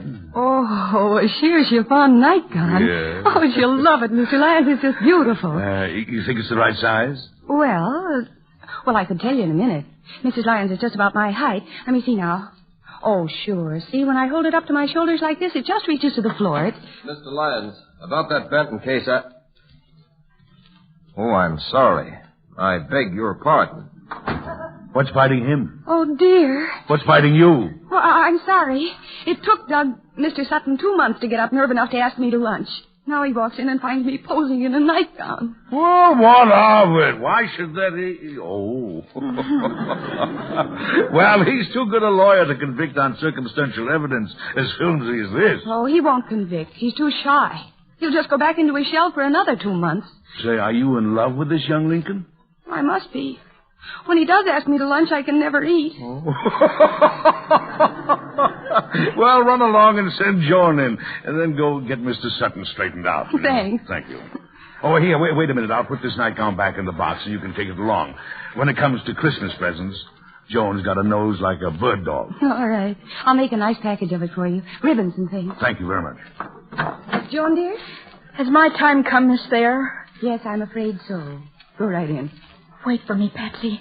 No matter what happens, wait for me, my faithful friend. Golly, Miss Thayer, is Mr. Lyons in a good mood? Oh, yes, Patsy. He's in a wonderful mood. As a matter of fact, he just... Oh, you dropped your box. Oh, dear, I'm so clumsy today. That's a nightgown.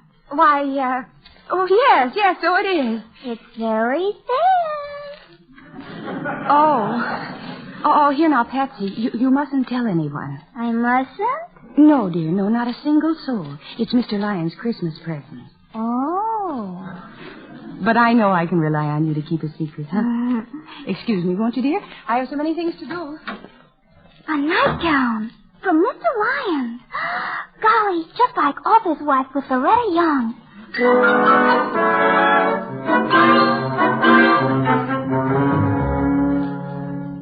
Father, I await your sentence calmly, for I would not willingly have caused you pain. Thoughtless I may have been.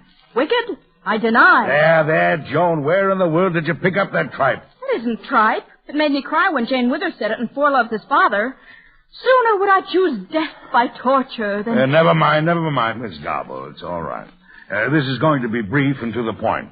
Sit down. Can't I stand? It makes it more man-to-man, like in the Hardy family. Sit down. Now, young lady, last night you came an hour late for dinner. But I was with Sandra Dale and William Powell. I had to wait till tea was over. I couldn't be rude. You know, I don't think you're actually lying, Joan. I think you imagine those things and then persuade yourself they really happen. Oh, but, Pops, I swear on a stack of screen guides. Never mind, no swearing in this court. But you deliberately disobeyed my orders about getting home for dinner. The fine for that is no allowance for a month. But, Daddy, I need money for my club, and I'm broke. Good, that'll help bring home my point. You're not acting like Judge Hardy at all. I'm not trying to act like Judge Hardy. But when Mickey Rooney talks to his father, it never ends with anything so positively drastic. Well, you're not Mickey Rooney and I'm not his father. The fine stands, court is dismissed. Now run along, I'm busy.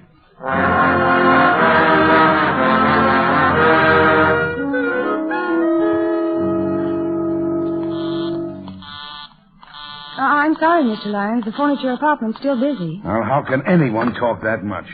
It's been busy for 45 minutes. Maybe it's out of order. No, I've checked. The phone is in use. A fine spot I'm in. All right. What time did that wire say I had to be in Washington? By 9 tonight. Well, how can I go over these contracts, get home, pack, and make my train all in an hour? Well, you can't. I'd better do it for you. You? I'll get your next-door neighbor on the phone and ask him to tell somebody in your apartment to pack a bag.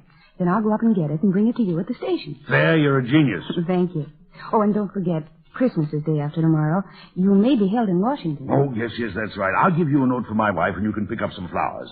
I'll give her the nightgown myself when I get back. Yes.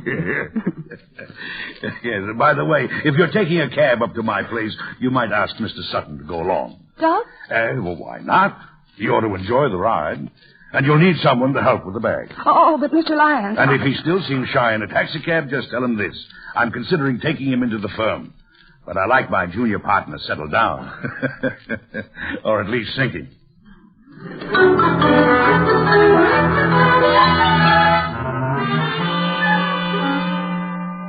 Hello? Hotel Van Dyke? Is Miss Alice Fay registered there? She isn't? Thank you. No luck, Patsy. What's next? Joe, can't we just give up for today? Give up? Well, there's over 50 hotels in the book, and all we've called is 32. I know, but Joan, Miss Fay is coming for your father's bag. What's Miss Fay got to do with it anyway? Well, nothing really. Only, well... Oh, gosh. Here it comes. Patsy, don't try to dramatize a doorbell. Come on. Just a minute. Hello, Miss Thayer. Hello, Joan. You wonderful girl. Is your father's bag ready? It's right here by the door. Cook packed it. My mother was out. Oh, wonderful. Simply wonderful. Hello, Patsy, darling. Your lipstick smear. Oh, really? I never even noticed it. But it's only natural when bluebirds are singing and the whole world smells of orange blossoms. Huh? I better go fix it, hadn't I? Oh, promise me that someday you and I... That's funny. I never saw her act that way before. It's happened, Joan. What's happened, Patsy? Your father's caught in the web. She's going away with him. Going away? With my father? Oh, I should have told you, Joan. The minute I found out he was buying her nightgown. Not my father. I don't believe it. Oh, can you imagine? I almost forgot. Joan, dear, these flowers are for your mother, in case your father isn't home for Christmas. Isn't home? You just tell your mother she must forgive him. He couldn't help himself. This letter will explain everything. Goodbye, dear. Patsy, did you hear what she said? Jiminy, Joan, what do we do? I don't know, but I've got to do something. Come on, we'd better follow her quick.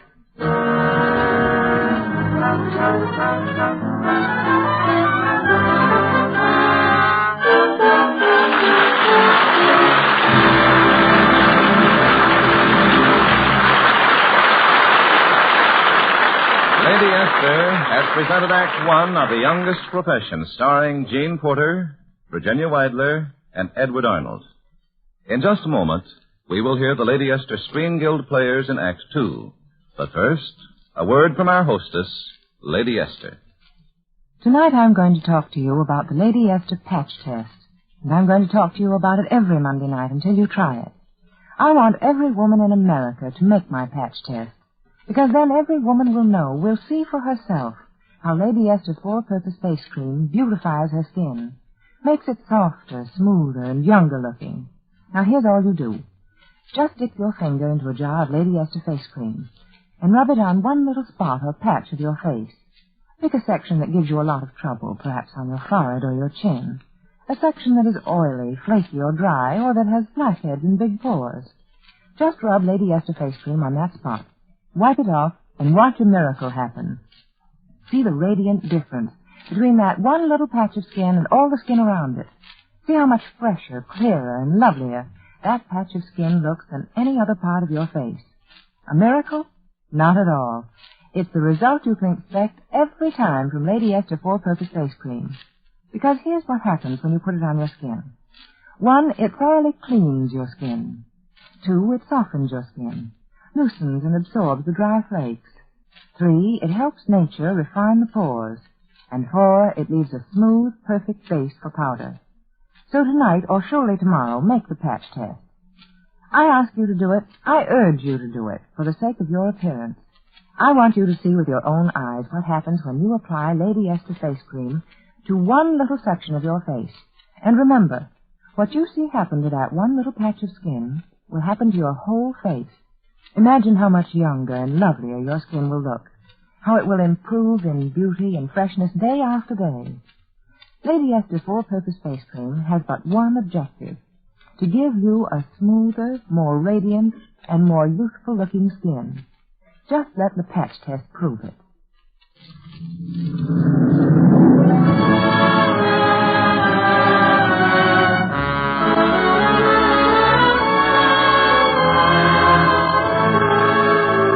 Lady Esther presents the second act of The Youngest Profession, starring Virginia Weidler as Joan Lyons, Edward Arnold as her father, and Jean Porter as Patsy Drew.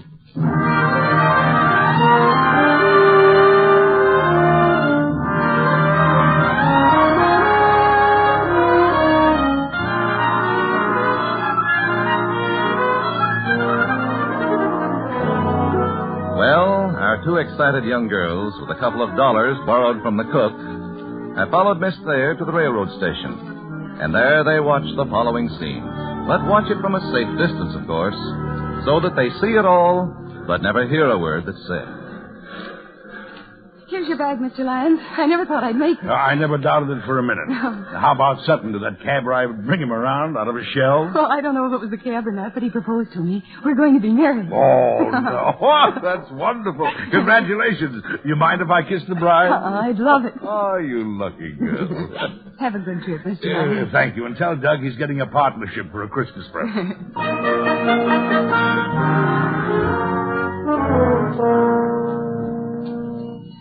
I don't understand it, Joan. She didn't go away with him. But she kissed him, didn't she? That can mean only one thing. What do we do? Tell your mother? Ruin her whole life? To say nothing of Christmas. But she'll see those flowers and read the letter. No, she won't. I'll throw the flowers away and I'll tear up the letter. She must never know. Well, maybe it's better that way. Maybe he'll get over this mad infatuation. Patsy, you know what we need? Another man to make Daddy jealous. I know so few men. What about your father? No, he's too old. Help the Salvation Army. Help the Salvation Army, please. Patsy, Help the Salvation Army. if I can't bring Mother and Dad together again, I'll join the Salvation Army and dedicate myself to humanity. But, Joan, you'd have to give up the club, and I've never seen it anymore except on street corners.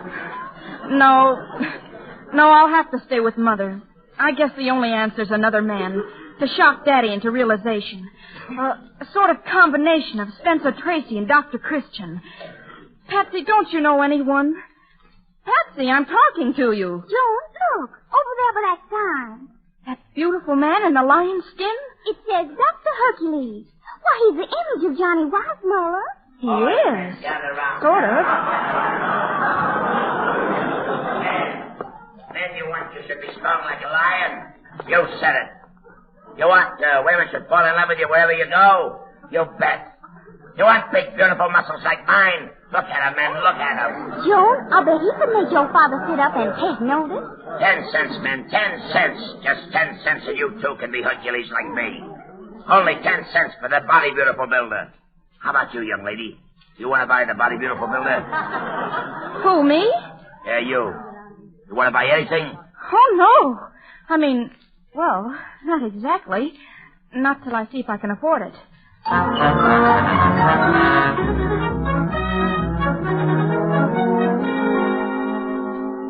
Patsy, the most significant thing has happened. I discovered tonight that I'm in love with William Powell. William Powell? But how will Walter Pigeon feel? I'm sorry, Patsy. This thing is bigger than I am. Hello? Long distance calling. Just a minute, please. All right, Washington, go ahead. Hello? Hello, Father. Hello, Joan. Is your mother there? I'm sorry, my mother is not at home. Well, Chicken, I've got good news. I'll be home for Christmas. Anyway, part of it. I'll leave here tomorrow, Christmas afternoon, get back at 8. Isn't that swell? I'll always be glad to see you, Father. No matter what. Now, please, Joe, no dramatics. Not a long-distance race, anyway. Tell your mother we'll be able to make that Christmas dance at the Red Cross affair. That ought to cheer her up. I'm sure. By the way, there's an extra pair of tickets in my desk. Call Miss Thayer and tell her they're for her, to keep somebody on his toes. Miss Thayer? Yes, you know what I mean. I guess that's all. Goodbye, dear. Goodbye. Goodbye. I guess that's plenty. Patsy, we're going to have to do something drastic. We've just got to make Father jealous. Well, it's of practically vital major importance. Well, what are we waiting for? Let's go see Dr. Hercules.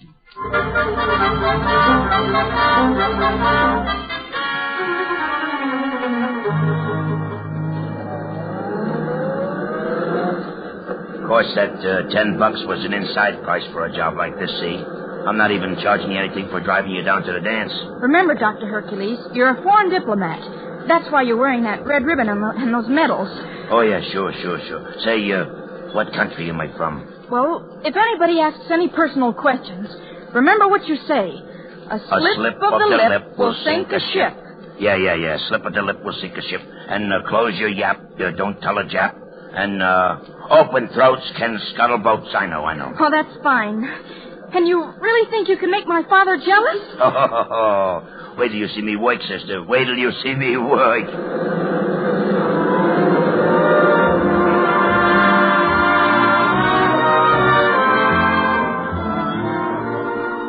Mrs. Lyons, isn't Joan coming to the dance? Oh, yes. She begged me to let her come with a very special friend.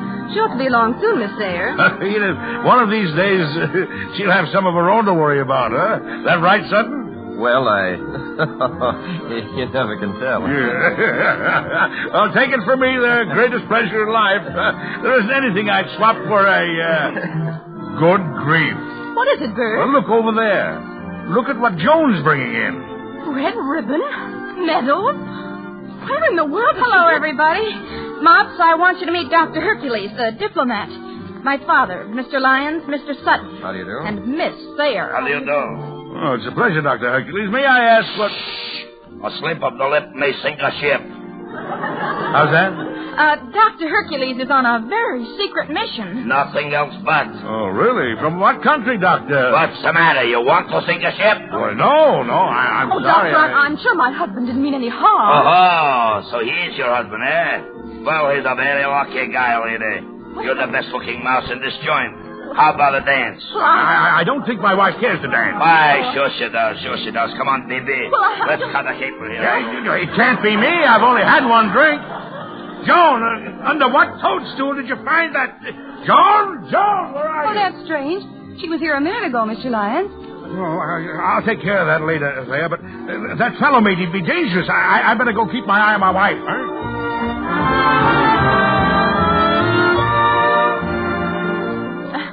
Doctor, the foyer is very nice, of course. But I must ask you to take me back to the dance floor. Oh, lady, I need room for my waltzing. But we must go back. What will people think? What your old man thinks is good for him. I beg your pardon. Oh, look, let's quit kidding, sister, huh? You know he's making time with that tootsie of his. Oh, Dr. Hercules, if you don't mind. Edith. Oh, there he is now. Let's drive him nuts. Oh, honey, you're my kind of a doll, baby. You and I could make great music. What do you say there, baby? Oh, please let me go. You're hurting me. How dare you, sir? Take your hands off my wife. So, a dog in the manger, eh? You don't want her and you don't want me should have her. Oh, you must be mad. Let go of her, I say. Oh, please, Bert, not so loud. I'll smash that egg to a beaten pulp, piece of it. Please. He'll kill you, Pop. Stand aside, Joan. Yeah, sure. Stand aside. The old man needs a lesson. Here, Mrs. Lyons, hold my coat. Now, come on. I'm ready. Put up your hands and fight. No, Bert, wait. This is a matter of honor, Edith. No, wait. Look at this coat. The label, I mean.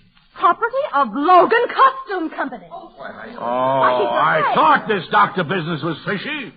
Explain that label, you fake. Okay. So I ain't a diplomat. But I don't go making love to my secretary either. You mean me? I don't mean your uncle's brother. Why, you ought to be ashamed of yourself with a wonderful wife like you got. Good heavens, what are you talking about? Well, I'm sorry it had to come out like this. It was the only way to make him jealous. Make me jealous? Yes, and I sure did. When Hercules takes a job, Hercules delivers. A job? You mean somebody hired you for What that? do you think? But who? Who suffers the most when her old man makes a play for another woman? Why, that poor little innocent kid that's standing there with tears in her... Hey, she ain't standing there. She ain't standing nowhere. But what do you know? She's scrammed.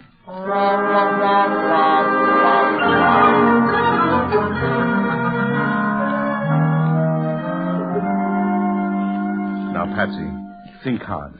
Tell us all the rest. You never know what little detail might help us find Joan. Well, when Joan decided what she had to do, she needed some money to hire Dr. Hercules and rent a dress suit for him. So she sold her lifeblood to Vera Bailey. What? Her autograph album with all those wonderful autographs. Clark Gable and Jimmy Stewart and everybody. Joan did that. For us? Oh, Bert. Poor baby. No, don't worry. We'll get her back. Don't worry. Oh, maybe she's gone and drowned herself. No, Patsy, stop that now.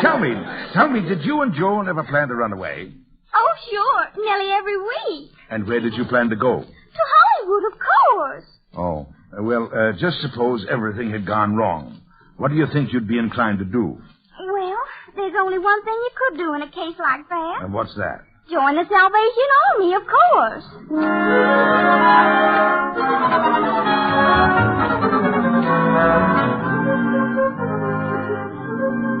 She was so pitifully eager to join the army. I talked to her a while and then put her to bed. You can go in, I think. Oh, thank you very much. Oh, Joan. Joan, darling. Huh? We've come to take you home. Mother? And Daddy, too? You're together? Why, we've never been apart. Not for a minute. And I haven't ruined your lives? Oh, you could only have done that if we hadn't found you. Oh, here's a Christmas present for you, baby. Vera gave it up after a terrific struggle. Oh, Pops. My autograph album. Yeah. My beautiful, beautiful autograph album. Now, you mustn't cry. It's Christmas, you know. Yeah, that's right, chicken. Merry Christmas. Oh, Merry Christmas to you, too. You know, Dad, just for a second there, you looked exactly like Edward Arnold.